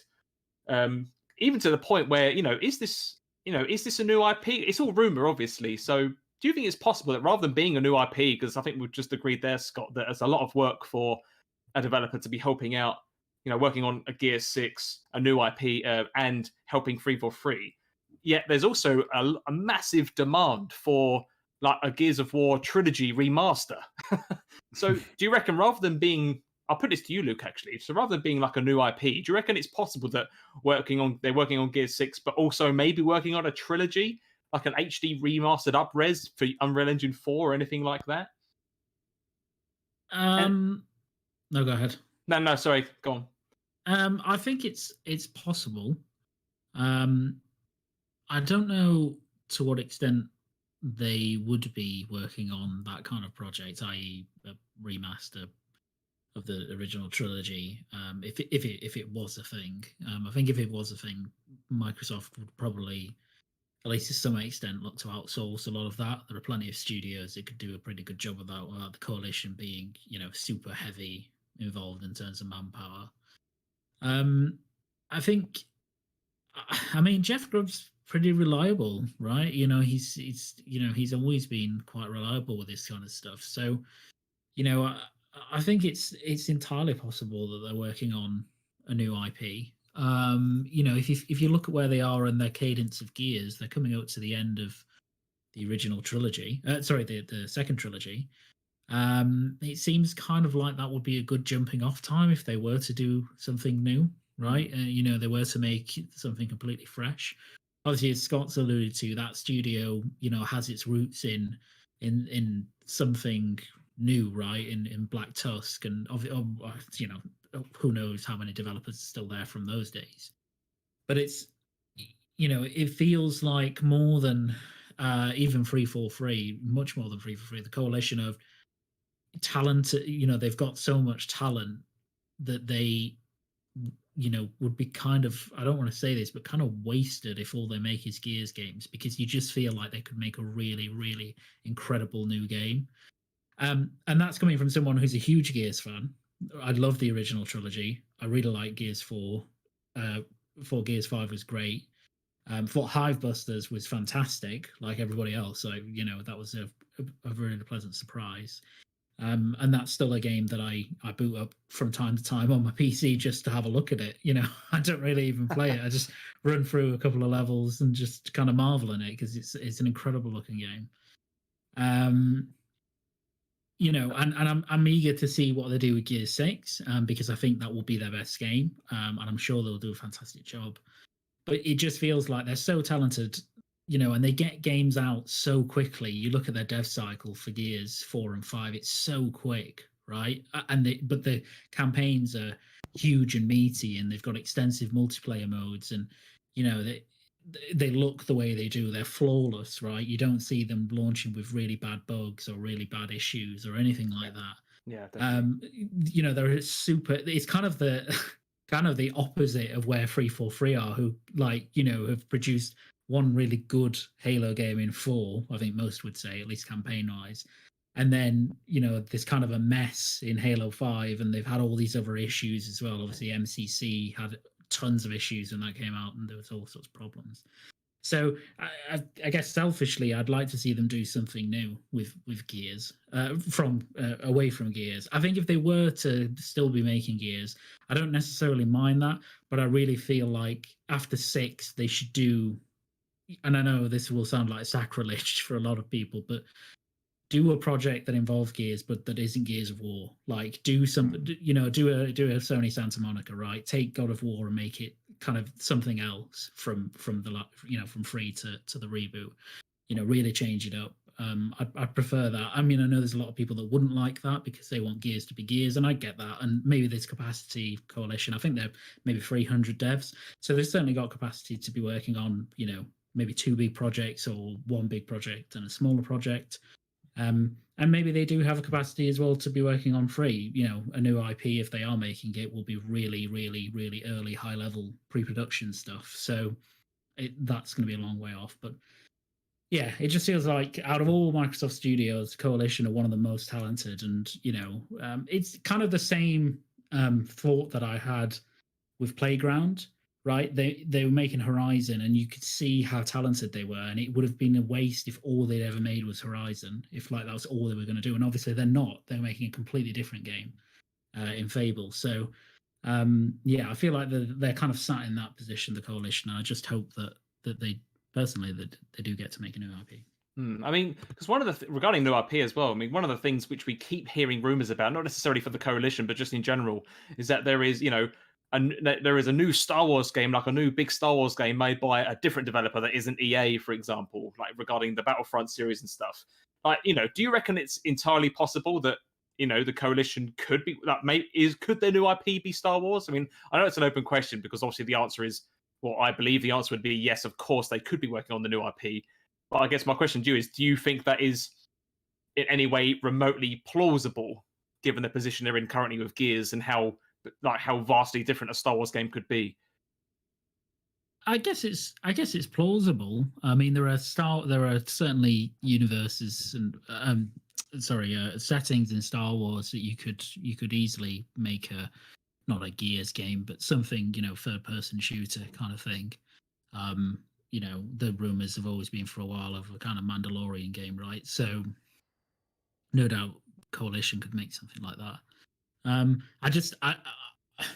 I don't know. I think the thing with that rumor is that, unlike the Jeff Grubb rumor, which is he's kind of seemingly got some information that they're making something new, making a new IP. Obviously, Star Wars doesn't fit into that because it's not a new IP. But also, there's been no tangible link between the rumors of a Star Wars game outside of EA and it being maybe Mandalorian based or not, and the Coalition making a new game, right? The link is just drawn by people who think that would be a good idea. And I don't disagree with that. I just don't know and don't believe that it's happening. Yeah, I agree with that. And actually, one of the points I think I agree with you there as well. I mean, like you said, sorry, before I asked that question was, just regarding the Gears of War franchise in general. I mean, I played 1, 2, and 3. I absolutely loved them. I played the multiplayer to the death on all 3 of those games. Judgment, I wasn't a big fan on, but then I think for the most case, I think for the large case of the Gears fan base, I think Judgment was seen just just not a good game, whether it was the art style or just the way the game was done, the story. Of course, that was a game that wasn't made by Epic Games. That was made by People Can Fly, I believe. So there's obviously a number of reasons why that's not, why that kind of almost died a death, I guess. But I don't know. I mean, you kind of alluded to it, I guess, but I do agree with you in that I think as time's moving on, as much as a load of people love Gears of War, and Gears of War is definitely synonymous with Xbox, from my view at least, it's definitely getting to a point where I don't necessarily want to put it to a point where I think it's had its day, because I think Gears of War definitely has its place because it's such a unique IP. You don't really get. I know there are a number of cover shooters out there now, but there aren't any which kind of feel like they're Gears of War, if that makes sense. I know a number of people could potentially relate to Outriders, for example. I know that had a cover system, and that was, well, I know it's very subjective, but I know people like the cover system. And I've read online, I know people that don't really like it. So again, it's very subjective. But I think Gears of War definitely synonymized the cover-based shooter, and I think it will always kind of have that legacy behind it, as well as that original trilogy. I mean, similar to question to you, Scott. I mean, based on what Luke was saying there, are you of the opinion that maybe Gears has had its day, or at the very least needs to kind of just be laid to rest for a period of time and maybe just resurrected later, or does it need some other form of media? I mean, because I know there's been rumors about Gears of War regarding having like a movie released, for example. I mean, do you think something like that is the direction for Gears instead of keep bashing out similar feeling games, or do you reckon it still has life in it yet? I think if you had asked me that prior to the release of Gears 5, I would have said, yeah, it definitely needs to take a break. But I think Gears 5 definitely sort of revitalized it at least a little bit. And then obviously I'm of the same opinion of you guys. I thought the Hivebusters DLC was genuinely fantastic. Like, I really think that was underrated. It was one of the best looking things I've ever seen. It played great. The characters were great. The story was good. There was like the dialogue, while cheesy, was kind of like remind us a little bit, almost like what am I trying to think of, like a Michael Bay movie, like the Transformers movie, where it's just kind of a little bit of fun. But yeah, I thought the characters were great. So I think after seeing those two back to back, personally speaking, I've never been more excited for the Gears franchise, especially after playing Tactics. So I'm really, really excited to see what they come up with for 6. I think though, maybe at that point, because what you don't want, right, is you don't want to just keep releasing those games, because that's when people get tired and bored of maybe the same thing over and over. If you kind of want to push the game forward, push the genre, or push the story forward in meaningful ways where people don't get burnt out on whatever it is that you're creating. So I think if they wanted to take a break, the end of 6 would be a good place to maybe go and try something else, and then maybe come back to Gears maybe afterwards, once they've had a little bit of a break and people are asking for it. But it is tricky, because the way that they look at it, and certainly the way that Microsoft will look at it, and they'll say this about 343 and about Forza and things like that, is these are games that they know are going to be successful. And I guess the challenge for them, and I think Microsoft will likely be more open to this these days, is allowing a developer who's working on something that's almost guaranteed to be a success in one way or another, and allow them to maybe experiment and go in a slightly different direction, which is why I think these rumors are a little bit more believable of them having 2 projects on the go at once, because that allows them to continue releasing Gears games, while also allowing some of the studio possibly to experiment a little bit more, so you kind of get a little bit of both. We've seen that, for example, with Grounded coming out and Bleeding Edge, and obviously they've had varying levels of success, but we've seen how those have become sort of more side projects. So it'll be interesting to see with something along those lines, or something where right, we're no longer working with Gears, we're now working on this project, and we may go back to Gears at a later date. What I find interesting about what both of you have said, I think, and even myself, I've alluded to it, is that what we've all really liked is how unexpectedly amazing Hivebusters is. But just a quick one for you, Scott, actually, before I do move on to the final topic. What are your main kind of thoughts or feelings on how the Gears 4 and 5 stories are regarding Kate and the Locust Mother and stuff? I know they're trying to kind of close it off, but Hivebusters as this kind of separate side story seems to be like everyone's kind of loved it so much more than I think even the coalition really anticipated. Like, do you reckon that is that the way forward? Perhaps do they expand on the Hivebusters group and expand the story that way, or do you reckon it would be a case of Gear 6 would be that is the finale of the final trilogy, that will be it, and then they'll move on to maybe something else regarding the Hivebusters crew or something like that? Yeah, it's possible, isn't it? Because if you look at some of the games, and if we look at some other franchises, so first of all, Gears Tactics was a prequel to Gears of War, was set before Gears of War 1. So they're obviously, well, Gears, similar to Halo, I think, has sort of a vast sort of depth in terms of its lore that they can delve into, and they can go to the past, they can go to somewhere else, which is sort of what they've dipped their toe in. Like I say, Gears Tactics is in the past. I think the Hivebusters DLC was either set before 5 or in the middle of 5. I can't remember exactly whereabouts it is, but obviously it's set sort of on a separate timeline. It's not set at the end of 5. So I think that's definitely something that they could do. Maybe if they close off the trilogy that they're looking at the moment. And to be fair, I really want to see sort of how that finishes off. There's one big story plot decision without spawning anything that you obviously make in that game. I'm really curious as to how they handle that going to the next game, to be perfectly honest. I know what you're talking about. Yeah. That'll be interesting. But to be honest, that caught me off guard. I really wasn't expecting that point. But that is obviously an option as well. They close off that. They could go back. They could maybe make not a Gears Tactics 2, but maybe a Gears of War game that follows Gears Tactics, which is still a prequel to the original Gears, but allows them to tell stories using different characters and at a different point in the timeline. Or alternatively, they can do a game similar to, say, for example, Halo 3 ODST, which I believe was in between Halo 2 and Halo 3 in the timeline, but also Halo Reach was a prequel to Halo 1. So it's a universe with sort of massive depth, similar to Halo, that I think they could basically go anywhere they wanted if they wanted. And I think what they've shown with Hivebusters is they can absolutely do that, and they can make it work. And arguably, they can make it work a lot better than maybe the core story that they've been trying to tell over the past 5 games. Yeah, I know that's very that's arguable, admittedly, but from a story perspective, I did just really enjoy the Hivebusters. Yeah, no, that's perfectly fine. Just a quick one as well, because you just made me think, actually, because I'm aware that you've finished Gears Tactics, haven't you? Is that right?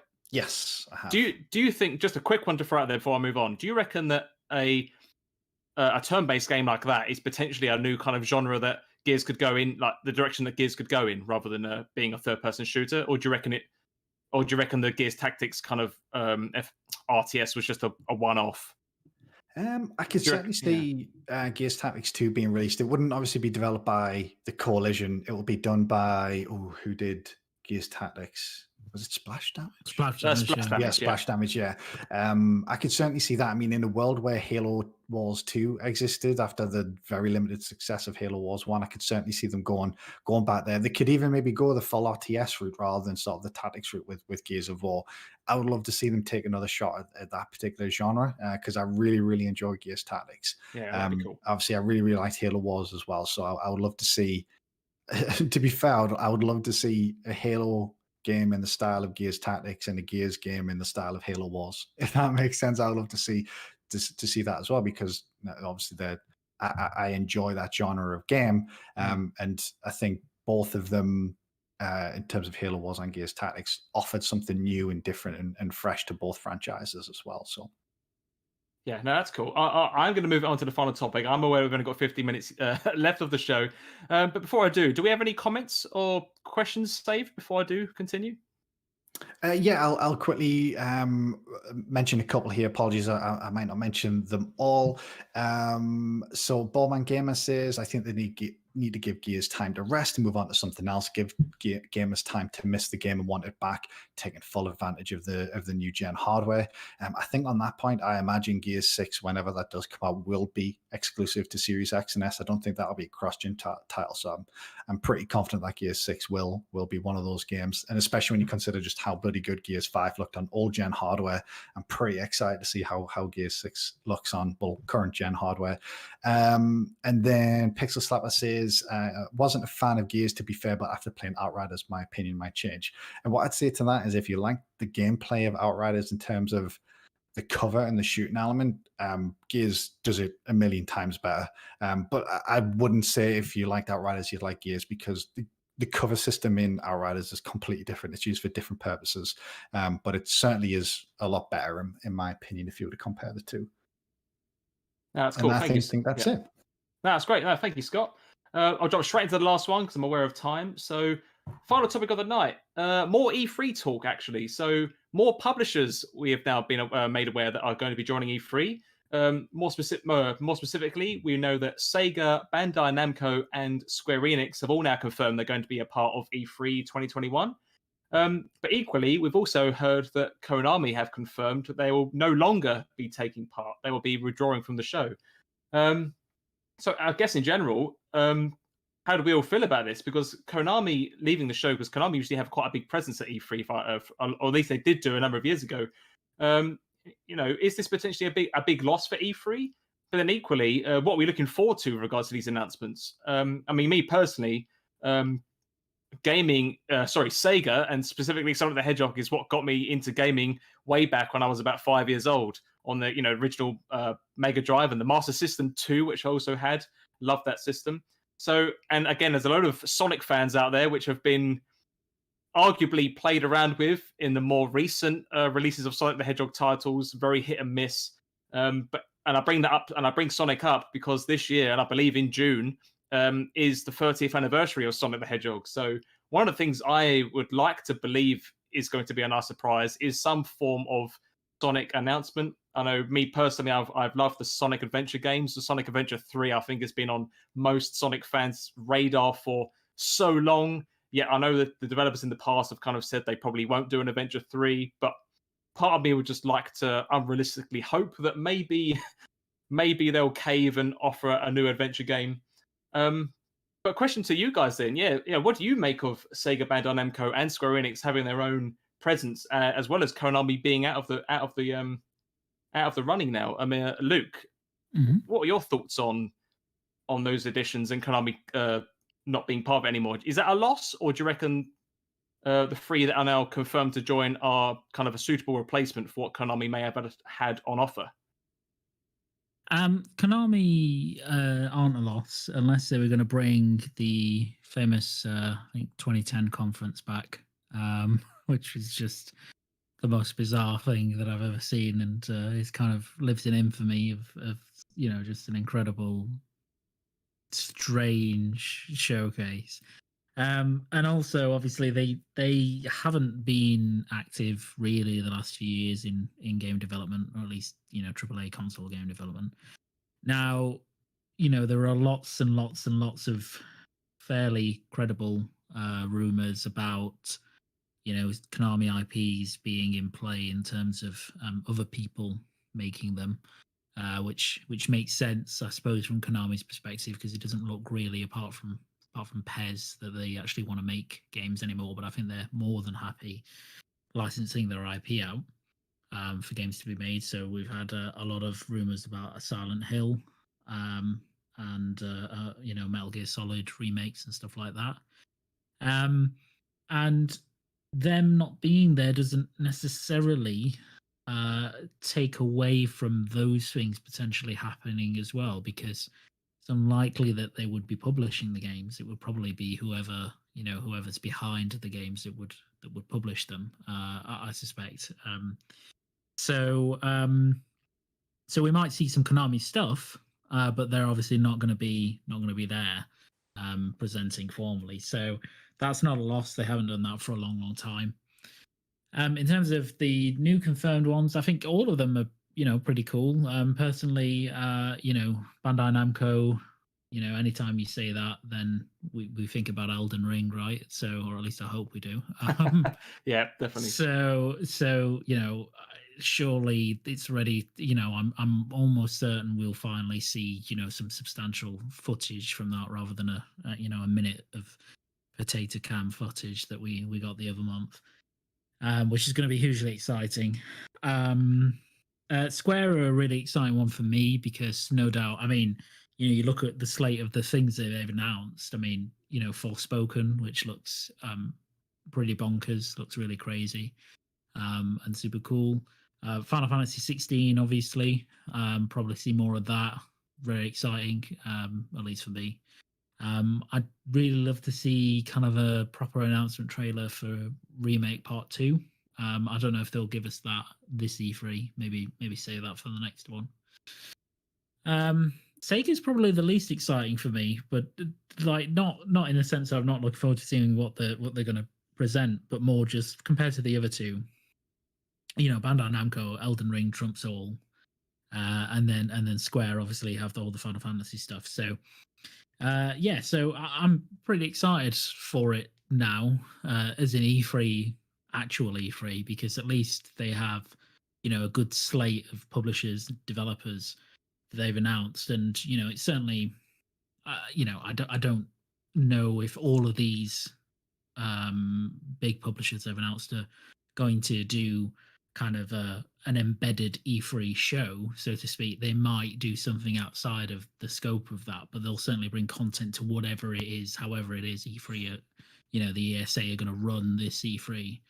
So it's just exciting, and we're only like a month away now, so not long until we don't have to ask the questions and we can actually see what some new games, etc. Yeah, definitely. I think definitely within the next month or 2 to 3 weeks, I would like to imagine that we may get a few potential early leaks. Not that I'll say I want to have leaks, but it's when kind of leaks potentially happen, or we drip thread information of potentially what could happen, and then things get really exciting, and all of us are going to be absolutely cacking ourselves as to what's going to be revealed, and really looking forward to it. But I agree with you, actually, regarding to Sega. Actually, I know I mentioned my own hopes and dreams for seeing some decent Sonic the Hedgehog news. But I mean, outside of the more recent Yakuza series, which again, very popular, really taken off. I know a load of people that love the Yakuza series. I'm not aware of any games which have come out in recent years which have been kind of big hitters to potentially return from Sega's catalog. So I'm quite eager to see what they'll potentially bring on that basis of I just don't know what else they would potentially want to bring back. I mean, Dreamcast fans out there in the chat, I know you're definitely there. I know there's definitely talks of wanting to resurrect games like Jet Set Radio or Crazy Taxi or old kind of potentially unknown classic. I know like Space Channel 5 was a big music game, and there was the Choo Choo Rocket puzzle game, and all of these really popular franchises I know a load of people would love to see come back. You never know, we might see a new Shenmue of all things. That could be possible, although highly unlikely from my own perspective. Scott, I'll bring the question to you as well. Especially what I said about this, about Sega's presence at E3 having their own kind of viewing, I guess. What are your thoughts on that, as well as everyone else? Do you reckon Sega's going to have anything like brand new to show that would like completely take us off of our feet? Ooh, I was with you until that second point there, Pox. I don't think anything will bring might necessarily blow us away, unfortunately.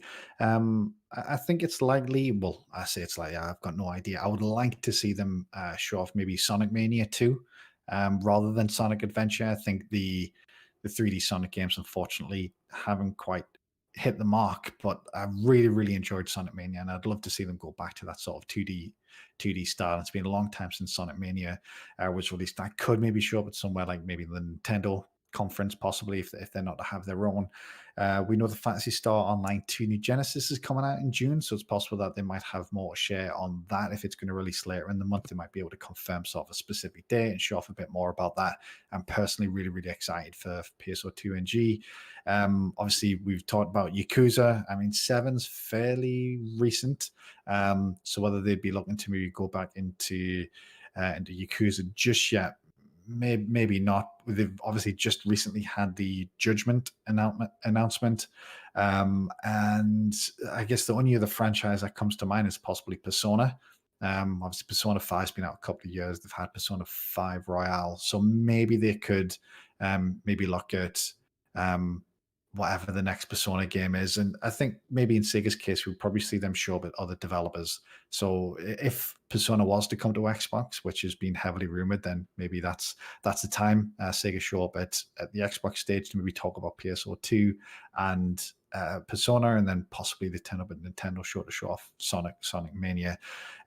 Square Enix, though, Luke touched on a really good point there. So the likelihood we're going to see Final Fantasy 16, Forspoken, Final Fantasy VII Remake 2 in games of that ilk, that, to be honest, obviously we're primarily an Xbox podcast, but obviously we like to talk about others. But a lot of Square stuff is very much focused on Sony at this point. So it'll be interesting to see what else they've got to show, see if they've got other things to maybe touch on. You know, maybe they want to do more with Octopath Traveler or something like that. Or maybe we'll finally get an announcement about Final Fantasy VII coming to Xbox. Don't forget, Scott, as well. Please don't say Square Enix, you know what's coming. Don't. What? You know what's got Balan Wonderworld 2. No, I knew you were going to say that. I knew you were going to say that. I bloody hope not. But you never know. I mean, they published Balan Wonderworld in the first place, so anything's possible, isn't it? So, very true. Yeah, and then I think with Bandai Namco, it'll be interesting to see what they bring. Obviously, Elden Ring's the big one. I think they've already really announced everything they want about Tales of Arise and Scarlet Nexus. So they might have something brand new to show. But I think maybe Bandai Namco is probably the one I'm least looking forward to, because I'm not really too bothered about Elden Ring at all, to be perfectly honest. That might be a surprise to some.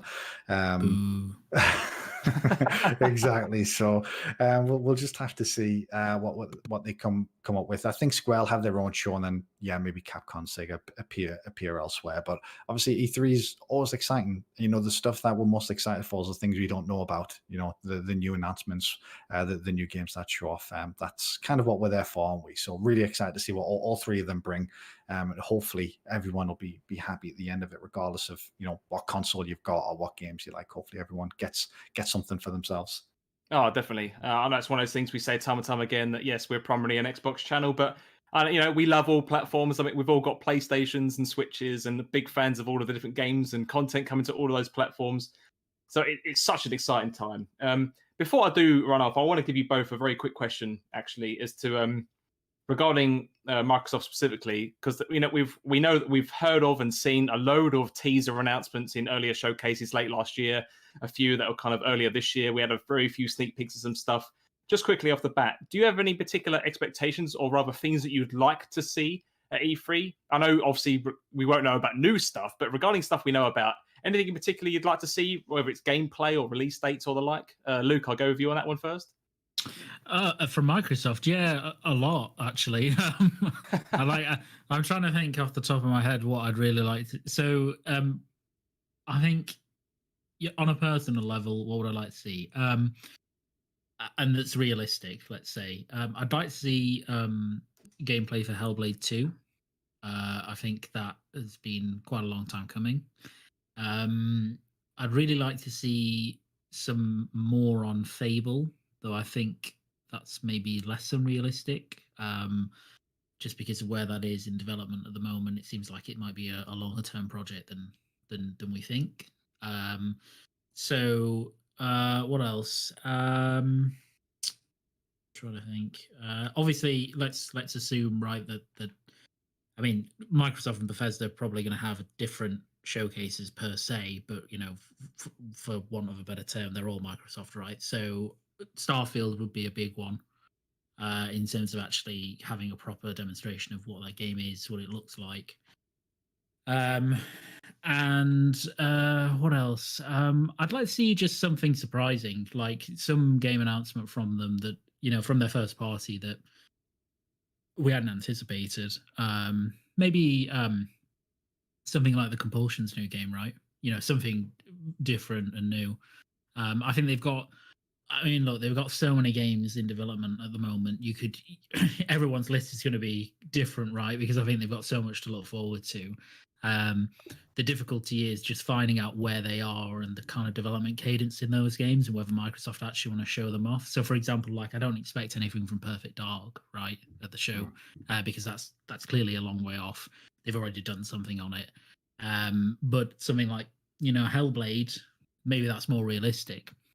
So I don't know, but certainly out of all the showcases, I think theirs and Sony's are the ones that I'm looking forward to the most. That's cool. And for you, Scott, just quickly, any particular things you're excited for potentially seeing, or things that you think you'd like to see? Yeah, I think a couple of things maybe just to quickly rattle some things off. So obviously we've spoken about it, Halo Infinite sort of re-reveal, multiplayer reveal, whatever it is the show. Hellblade 2, as Luke says, I'm really excited to see that. I want to see some gameplay. Fable is something I'd love to see, but I'm also in agreement. I don't think that'll necessarily be there just yet. I think maybe the only other one then that I'm really just curious about is Everwild from Rare. I just want to see whatever definitely. the bloody hell that game happens to be, because obviously we've really got no idea. And then the only other thing is similar to Lucas. I would love just to see one new thing, something that we don't know about. I think the problem, if you can consider the problem that Microsoft have got at the moment, is we know pretty much everything. We know about Avowed, we know about Starfield, we know about Elder Scrolls 6, we know about Halo, we know Gear 6 is going to be coming, we know Everwild's already announced, we know Fable's already announced, we know Hellblade 2, Forza. They've kind of got out of it and announced a lot of their stuff ahead of time. So it'll be interesting to see if they are actually in a position to announce anything brand new just yet, because they've kind of got a lot of their new announcements out of the way previously for games that are still some way off. So it'll be interesting to see if they're actually in a position to announce anything brand new just yet. Yeah, definitely. I'm with you on all of that. I think the only thing that I can think of as an extra that I would, again, I'm not expecting to see, but in my dreams I'd like to see would be a reveal of a brand new Banjo-Kazooie game or something similar like that in the platforming area. I'd love to see something brand new coming from. Well, I don't have to Xbox specific, but I'd love to see just more platformers kind of having a bit of a new kind of lease of life. But no, thank you very much, gents. I appreciate we've reached time. But before I do close off the topic, Scott, do we have any questions or comments saved at all on this? There's actually just as always a lot of love for Sega in the chat, as you've been I've seen always, yeah. Sonic Mania 2, Sega All Stars, Panzer Dragoon, Virtua Fighter, just a hell of a lot of love for Sega, and we've touched on that in the past when we talked about Dreamcast and things like that. So nothing in particular, just like I say, a lot of love for Sega. A few people mentioning obviously Bethesda stuff, whether it be Starfield, Indiana Jones, that sort of thing. So I think there's a lot of excitement, it seems, for Microsoft and E3 in general. Yeah, no worries at all. Thanks for that, Scott. And thank you both for your time on the show today. Luke, did you enjoy the show today? I know we're a man down, unfortunately, but regardless, did you still enjoy the show? Oh, definitely, yeah. Always, yeah. It's a shame Flap couldn't be here. It's, we are the GPG crew, and we're not whole without Flap, but totally understandable.